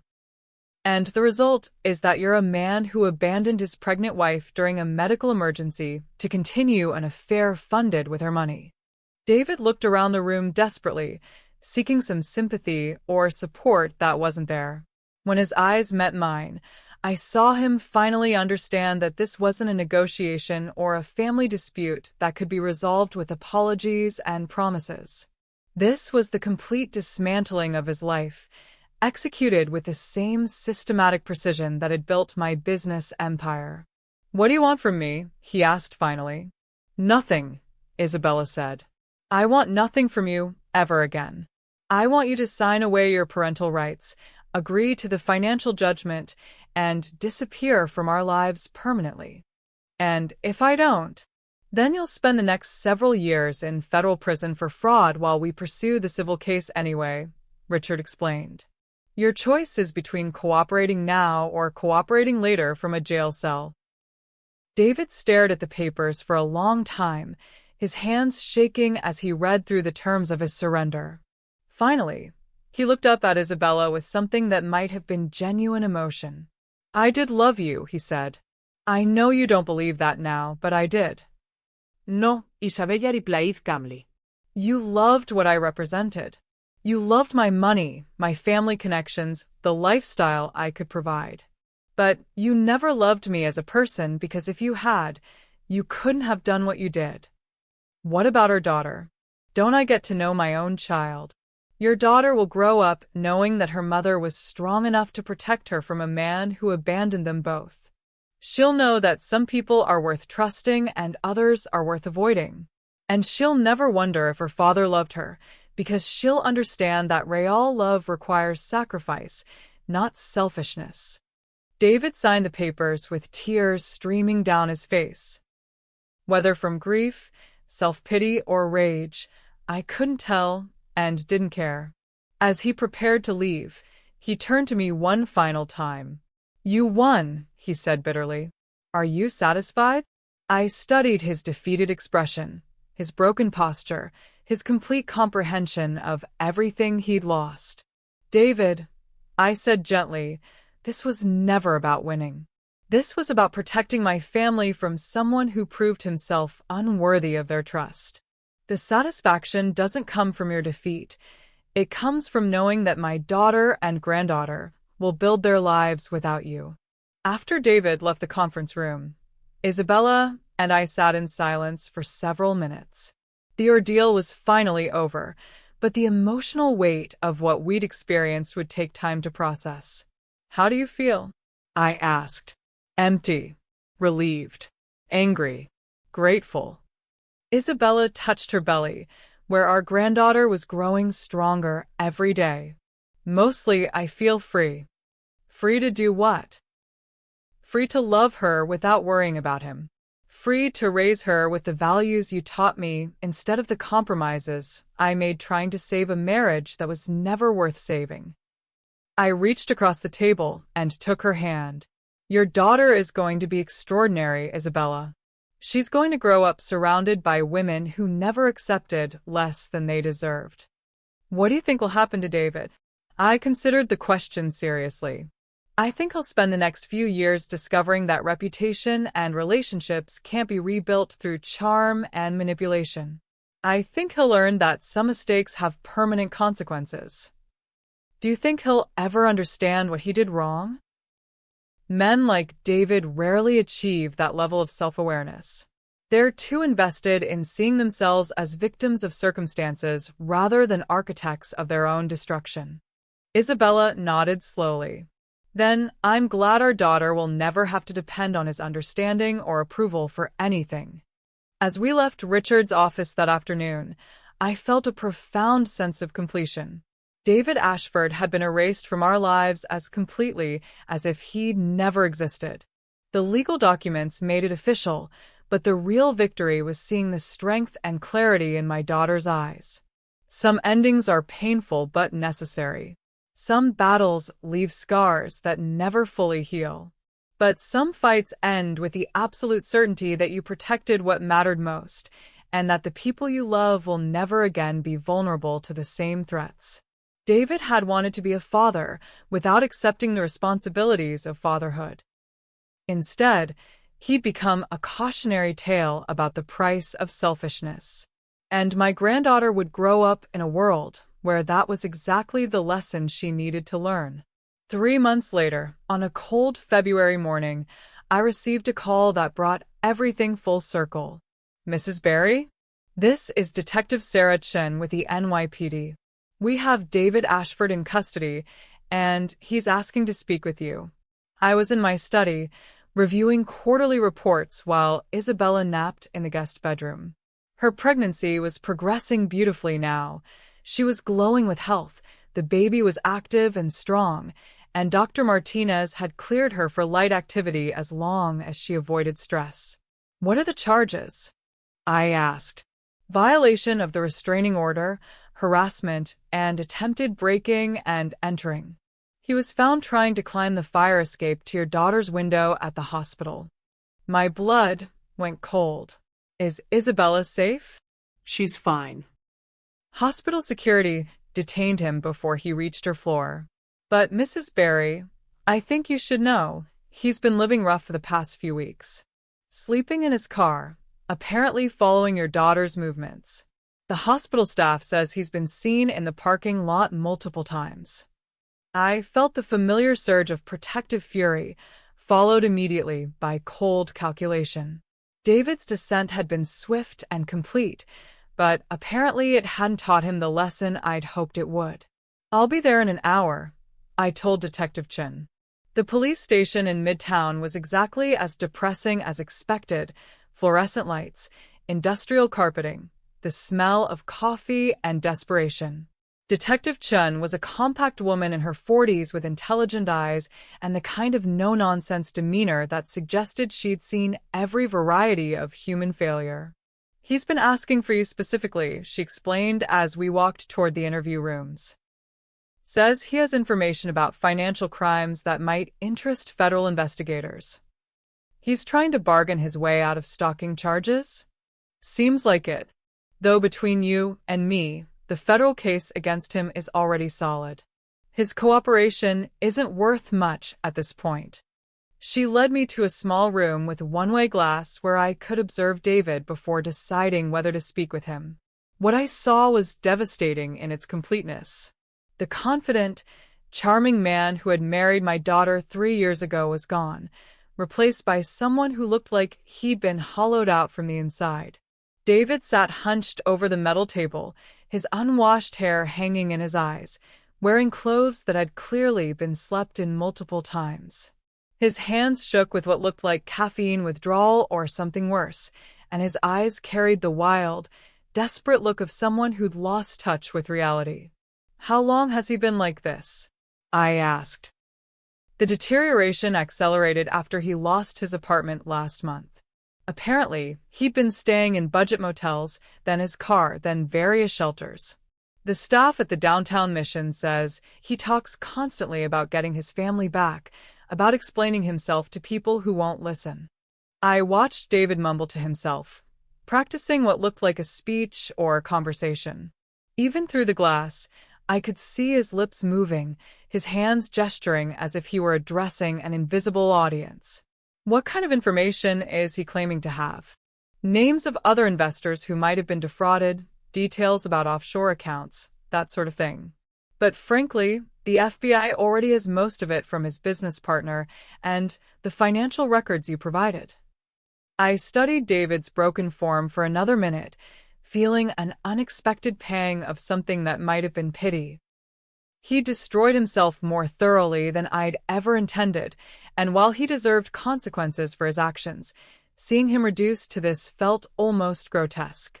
I'll talk to him, I decided. But I want you in the room with me. Detective Chen nodded and led me inside. David's head snapped up when I entered, and for a moment, his eyes cleared with something that looked like hope. Amelia, he breathed. Thank God. I've been trying to reach you for weeks.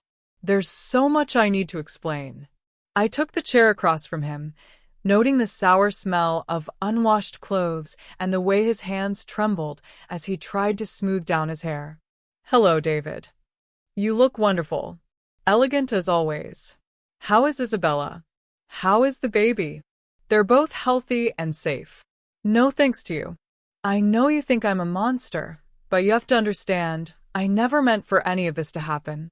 I was in over my head with the business, desperate to find a way to make it work. When Tiffany came along, she seemed like a solution to the stress, not a replacement for my family. I studied his face, seeing the familiar patterns of manipulation even in his diminished state. David was still trying to control the narrative, still positioning himself as a victim of circumstances rather than the architect of his own destruction. David, you attempted to break into Isabella's hospital room. You've been stalking her for weeks. Do you understand how that behavior appears to people? I wasn't stalking her. I was trying to find the right moment to apologize, to explain what really happened. But you've turned everyone against me. The hospital staff, the lawyers, even my own business partners. I haven't turned anyone against you. Your actions did that. My actions. David's voice rose, and Detective Chin shifted slightly in her chair. My actions were trying to save a failing business and protect my family from financial ruin. Everything I did was for Isabella and the baby. The delusion was complete. David had rewritten history in his mind, transforming theft and abandonment into noble sacrifice. He genuinely seemed to believe that his affair and financial crimes had been motivated by love rather than selfishness. David, you stole $600,000 from Isabella's accounts to fund your Hawaiian vacation with another woman. How was that protecting your family? I was buying time. The investor meeting in Hawaii was real. I was trying to secure funding that would have saved everything. Tiffany she was helping me network, introducing me to people who might be interested in the business. Tiffany was a 25-year-old Instagram influencer with no business connections. You don't understand the modern investment landscape. Social media presence matters. Having an attractive woman vouching for your success opens doors. Stop. I held up my hand, feeling simultaneously disgusted and exhausted by his refusal to accept reality. David, there was no investor meeting. There was no business salvation. You went to Hawaii to have an affair, and you used Isabella's money to pay for it. Everything else is a story you've told yourself to avoid confronting what you actually did. David stared at me for a long moment, and I saw something break behind his eyes. For just an instant, the delusion cracked, and he seemed to see himself clearly. She almost died, he whispered. Isabella almost died, and I wasn't there. Yes. The baby could have died too. Yes. Because I chose to be with another woman instead of taking care of my pregnant wife. Yes. The clarity lasted perhaps 30 seconds before his face hardened again, the self-protective mechanisms slamming back into place. But that's not the whole story, he said desperately. There were extenuating circumstances. Business pressures that you can't understand. I was trying to build something that would provide for my family's future. David, stop talking. Something in my voice cut through his rambling. He looked at me with the same expression he'd worn during our final meeting in Richard's conference room, the recognition that he was facing someone who couldn't be manipulated or convinced. I want you to listen very carefully, I continued. Isabella is going to give birth to your daughter in 6 weeks. That little girl will grow up happy, healthy, and loved. She'll attend the best schools, travel the world, and have every opportunity life can offer. That's wonderful. I want to be part of that. I want to help raise her. She will never know your name.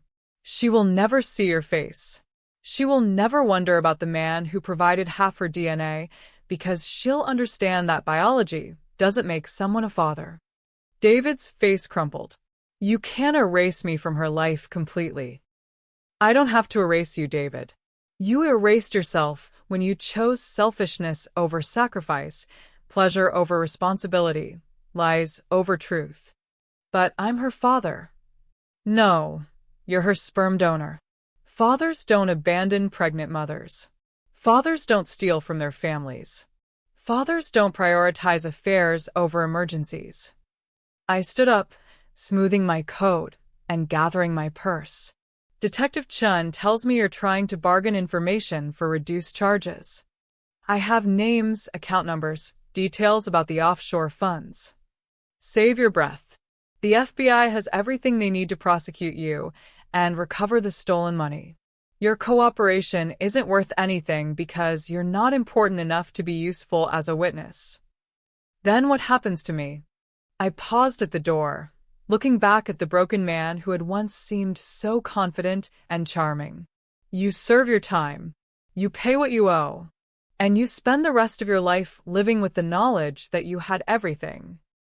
A beautiful wife, a healthy child on the way, financial security, social respect, and you threw it all away for a few weeks of meaningless pleasure. Amelia, please. Goodbye, David. I hope you find some peace with your choices, because no one else is going to give it to you. As I left the police station, I felt a profound sense of closure. David's destruction was complete, but more importantly, his threat to my family was permanently neutralized. He was facing federal charges that would likely result in several years in prison, followed by decades of financial obligations that would prevent him from rebuilding any kind of substantial life. But the real victory wasn't his punishment. It was the knowledge that Isabella and the baby would grow up free from his toxic influence, surrounded by people who understood that love required sacrifice and that family meant protection. I called Isabella from the car to let her know that David had been arrested and would no longer be able to harass her. "How did he look?" she asked quietly. "Broken. Completely broken. Do you think he'll ever understand what he did wrong?" "I think he's too invested in his own victimhood to achieve real insight. But it doesn't matter anymore, sweetheart. He can't hurt you or the baby, and that's all that counts." "I dreamed about him last night," Isabella confessed. "Not a romantic dream, but a sad one. I dreamed that he was homeless and alone, and I felt sorry for him. That's because you have a kind heart. But kindness doesn't require you to accept abuse or put yourself in danger." "I know. It's just he used to be someone I loved. It's hard to reconcile that person with what he became. Maybe he was always what he became, and love just made you see him differently. Or maybe he was someone decent who made increasingly terrible choices until he destroyed his own character. Either way, the man you loved doesn't exist anymore. And our daughter? Our daughter will know that her mother was strong enough to protect them both from someone who couldn't be trusted with their hearts." That night, as I sat in my study reviewing the legal documents that would finalize David's complete removal from our lives, I reflected on the strange journey that had brought us to this point. 6 months ago, I'd been a widow trying to rebuild her life after loss.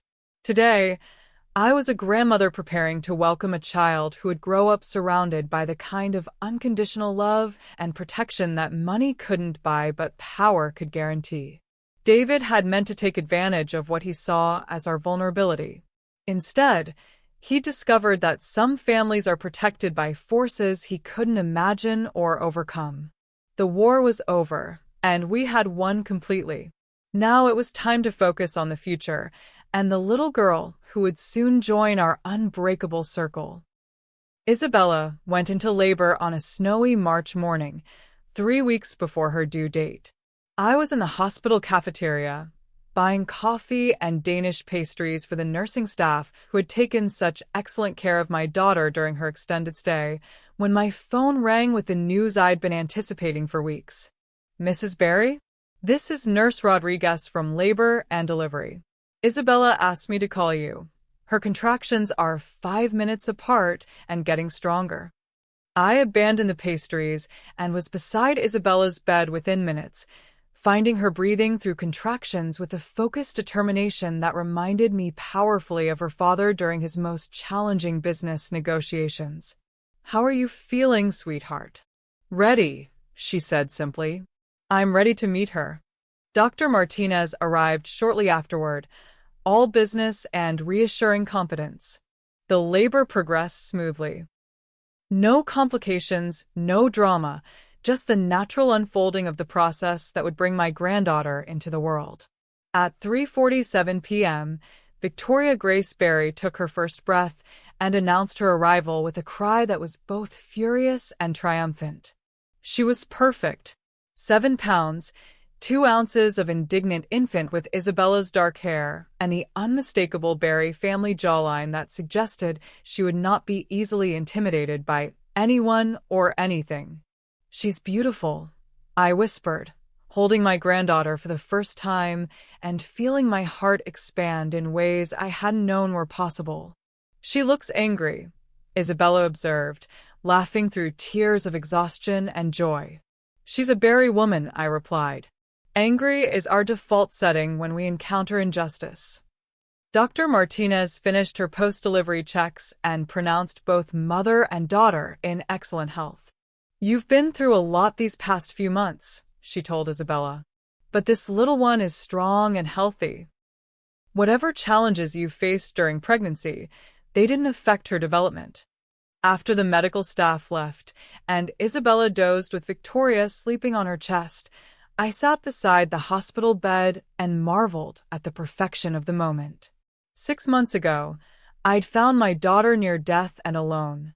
Today, she was a mother holding her healthy child, surrounded by love and protected by resources that would ensure both their futures. David Ashford had no place in this room, no claim on this moment, no connection to the family that had formed despite his efforts to destroy it. My phone buzzed with a text from Richard. "Sentencing hearing scheduled for next month. Federal prosecutors recommending 5 to 7 years." I looked at Victoria's tiny face, peaceful in sleep, and felt a surge of fierce satisfaction. By the time David was released from prison, Victoria would be old enough to attend school. She would grow up with no memory of his existence, no curiosity about his absence, no sense that anything was missing from her life. "What are you thinking about?" Isabella asked softly. "How complete our family is. How perfect she is. How lucky we are that everything worked out exactly as it should have. Even the horrible parts? Especially the horrible parts. They taught us who we really are and what we're capable of protecting." Isabella was quiet for a moment, studying Victoria's sleeping face. "I used to worry that I wouldn't be a good mother without a partner to help me. Now I think maybe single motherhood will be a strength rather than a limitation." "Why?" "Because I won't have to compromise my values or second-guess my instincts to accommodate someone else's agenda. Every decision I make will be in Victoria's best interest, not filtered through what's convenient for a marriage that wasn't working anyway." I smiled, seeing in my daughter the same clear-eyed pragmatism that had served our family well for generations. "What about dating? Marriage? Don't you want Victoria to have a father figure?" "Someday, maybe. But only if I find someone who enhances our lives rather than complicating them. Someone who loves Victoria as much as he loves me, who understands that we're a package deal and that my daughter's well-being comes first." That's a high standard. Good. David taught me what happens when you accept less than you deserve. Victoria will grow up watching me refuse to settle for anything that doesn't genuinely improve our lives. Over the following days, as Isabella recovered and we adjusted to life with a newborn, I watched my daughter transform into exactly the kind of mother I'd hoped she would become: protective but not paranoid, loving but not indulgent, strong enough to make difficult decisions when Victoria's welfare required them.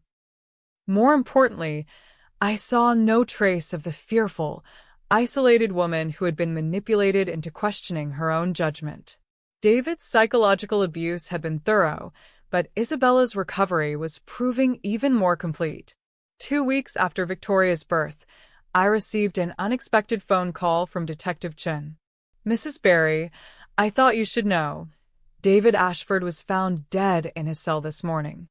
The news hit me like a physical blow, not because I felt grief for David, but because it felt somehow anticlimactic after everything we'd been through. What happened? He'd been increasingly despondent since the sentencing hearing, according to the prison staff. "Left behind a letter addressed to your daughter. I don't want Isabella to see it." The prison chaplain read it first as part of standard procedure.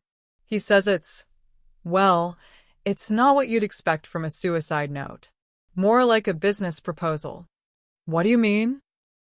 David was trying to negotiate even from prison, claiming he had information about other financial crimes that could benefit Isabella if she agreed to visit him. The chaplain says there was no acknowledgement of wrongdoing, no genuine apology, just more attempts at manipulation. I felt a cold satisfaction settle in my chest. Even in death, David had remained exactly who he'd always been, a man who saw relationships as transactions and believed charm could substitute for character. What happens to the letter?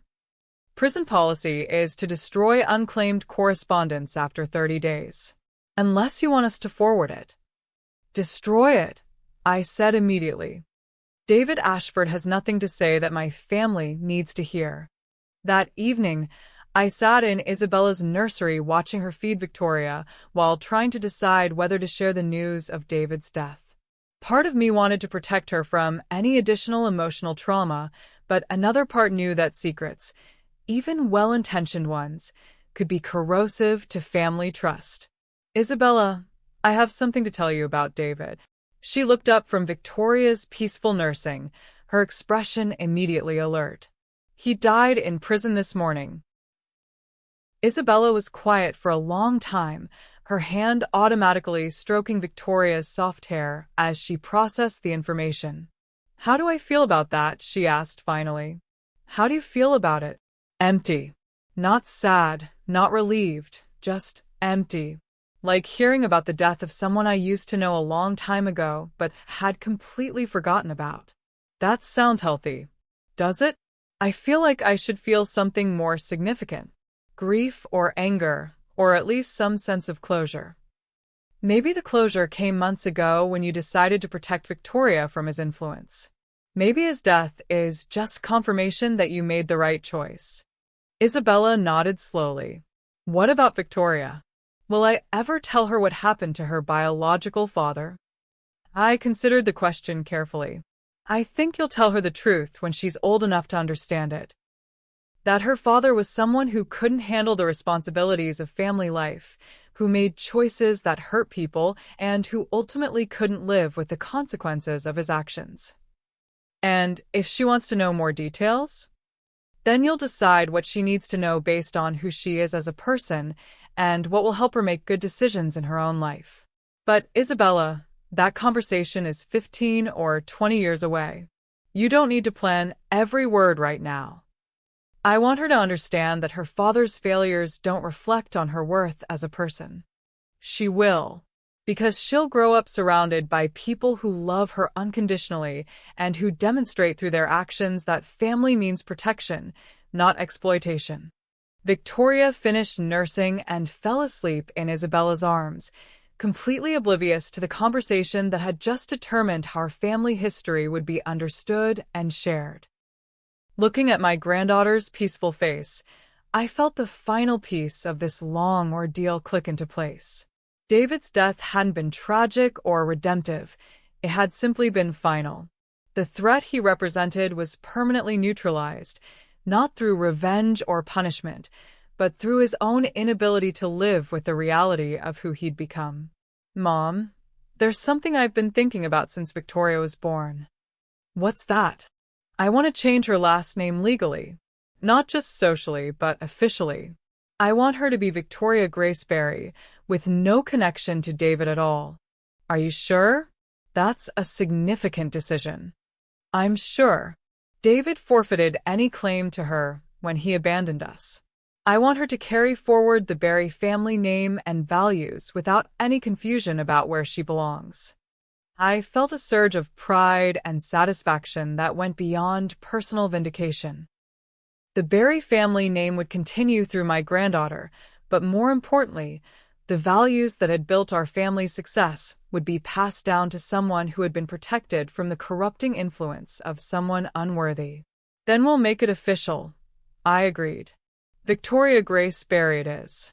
As I left the hospital that night, walking through the same corridors where I'd once sat vigil over Isabella's uncertain recovery, I reflected on the complete transformation of our family's circumstances. 6 months ago, David Ashford had been a threat to our happiness, our security, and our future. Today, he was nothing more than a cautionary tale about the price of selfishness and the importance of character.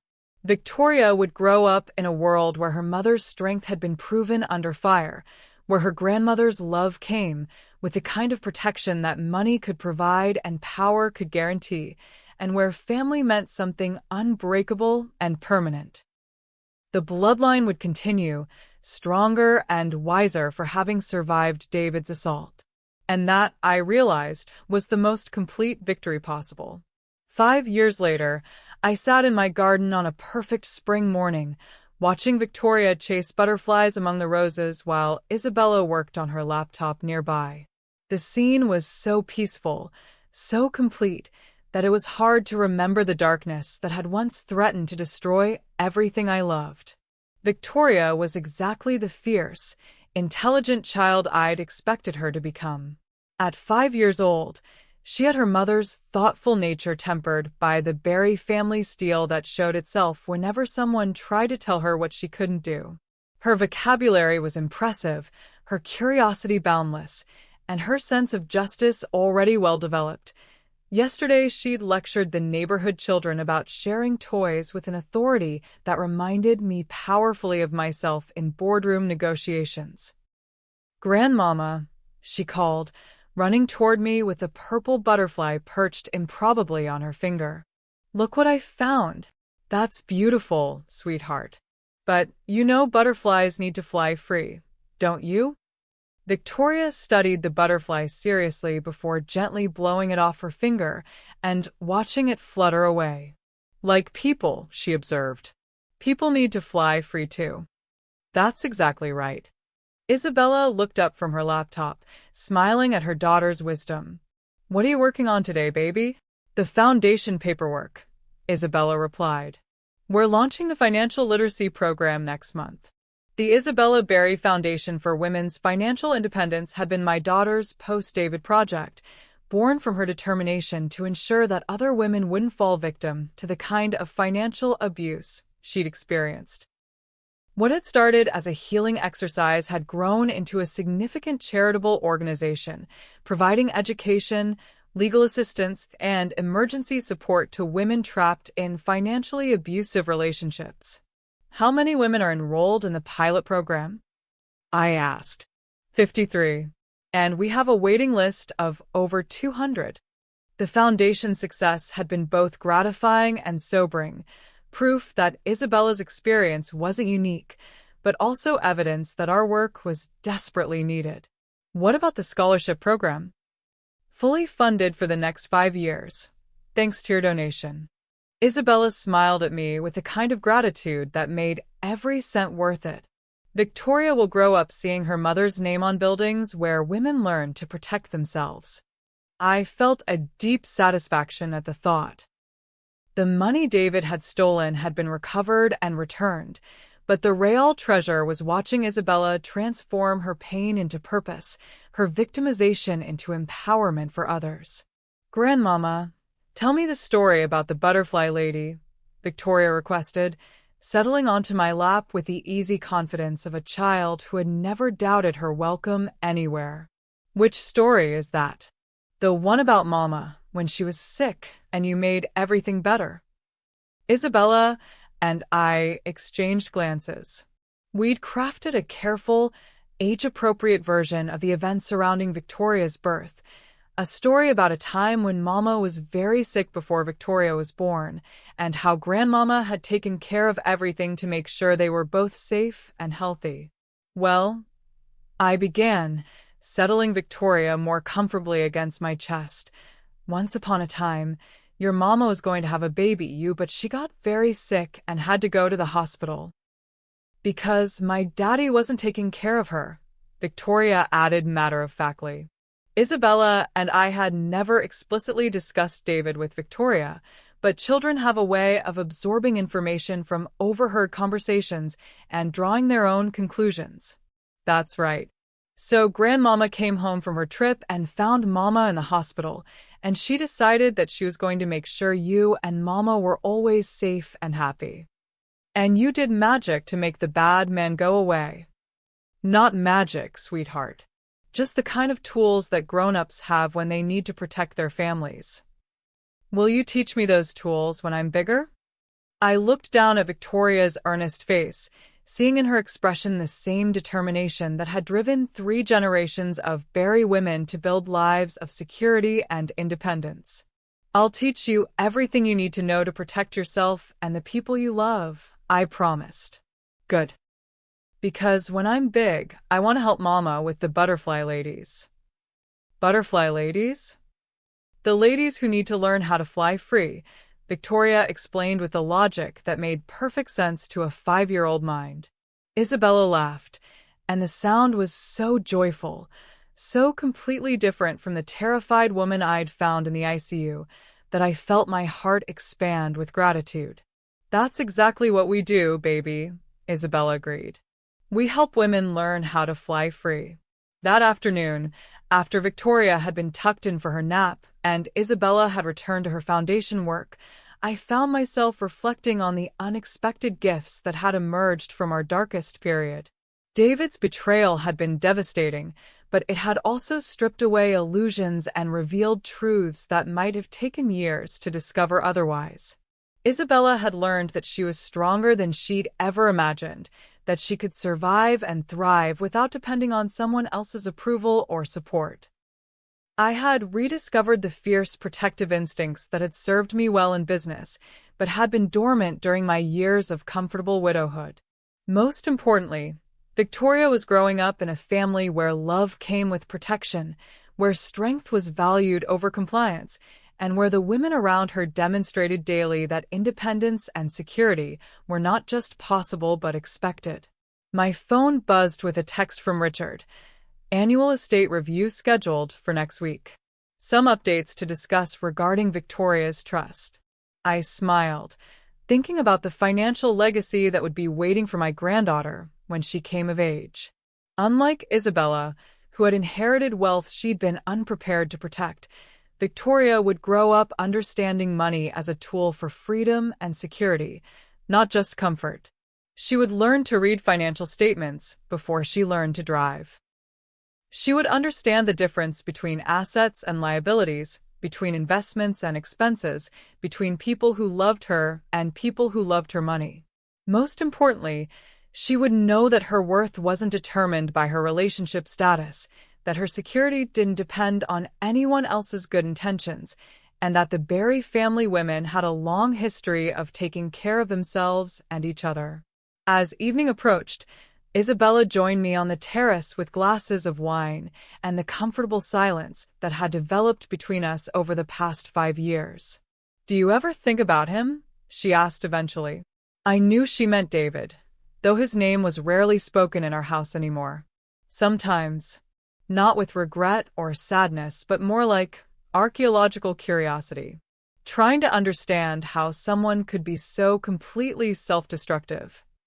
I dream about him occasionally, not romantic dreams or nightmares, just strange encounters where I try to explain to him what he lost, and he doesn't understand what I'm talking about. Do you think he ever would have understood? Isabella considered this seriously. I think he was incapable of seeing other people as real in the way he saw himself as real. We were characters in his story, rather than people with our own stories. That kind of narcissism doesn't usually resolve itself. Are you glad he's gone? I'm glad Victoria will never have to navigate a relationship with him. I'm glad I never have to worry about custody battles or him trying to manipulate his way back into our lives. But mostly, I just don't think about him anymore. He's become irrelevant to who we are and what we're building. We sat in companionable silence as the sun set over the city, painting the sky in shades of rose and gold. In the distance, I could hear the sounds of traffic and urban life, but here in our protected space, everything felt peaceful and secure. Mom, there's something I've been thinking about. What's that? Dating. Marriage. Whether I want to try again someday. This was a conversation we'd been dancing around for months. Isabella was only 37, beautiful, successful, and completely in control of her life. It would be natural for her to want companionship, partnership, perhaps even love. And what have you concluded? That I'm not opposed to the idea, but my standards are very different now. I would need someone who understands that Victoria and I are a complete family unit, not a broken situation that needs fixing. That sounds reasonable. I would need someone who sees my independence as attractive rather than threatening. Someone who wants to add to our happiness rather than be responsible for it. Also reasonable. And I would need someone who understands that my mother is not just part of the package, she's part of the foundation. That our family structure works because it's based on mutual respect and shared values. I felt a surge of warmth at this declaration. One of my greatest fears after David's betrayal had been that Isabella might overcorrect by pushing away everyone who loved her, including me. Those are high standards, I observed. Good. David taught me what happens when you compromise on the important things. Victoria is watching how I navigate relationships, and I want her to see someone who knows her worth and doesn't settle for less. And if you never find someone who meets those standards? Isabella smiled, and it was the confident expression of a woman who had learned to be complete on her own. Then Victoria and I will continue building an amazing life together, surrounded by people who love us unconditionally.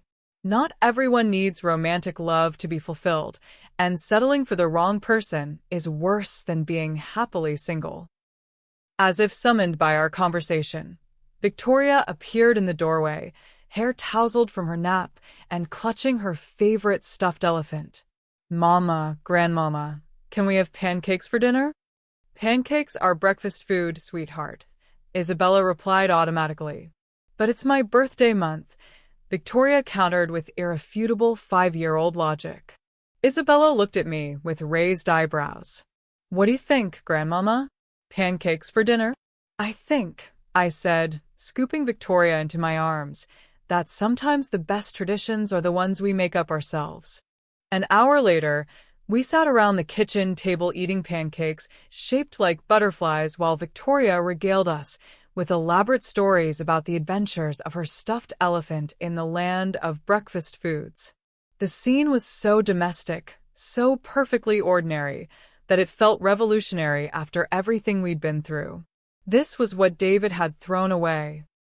Not just a wife and child, but the daily accumulation of small moments that create a life worth living. The bedtime stories and butterfly pancakes, the scraped knees that needed kissing, and the victories that needed celebrating. He had traded all of this for a few weeks of shallow pleasure with someone who abandoned him the moment his credit card stopped working. As I tucked Victoria into bed that night, she looked up at me with serious eyes. Grandmama, when I grow up, will I be as strong as you and Mama? Stronger, I promised.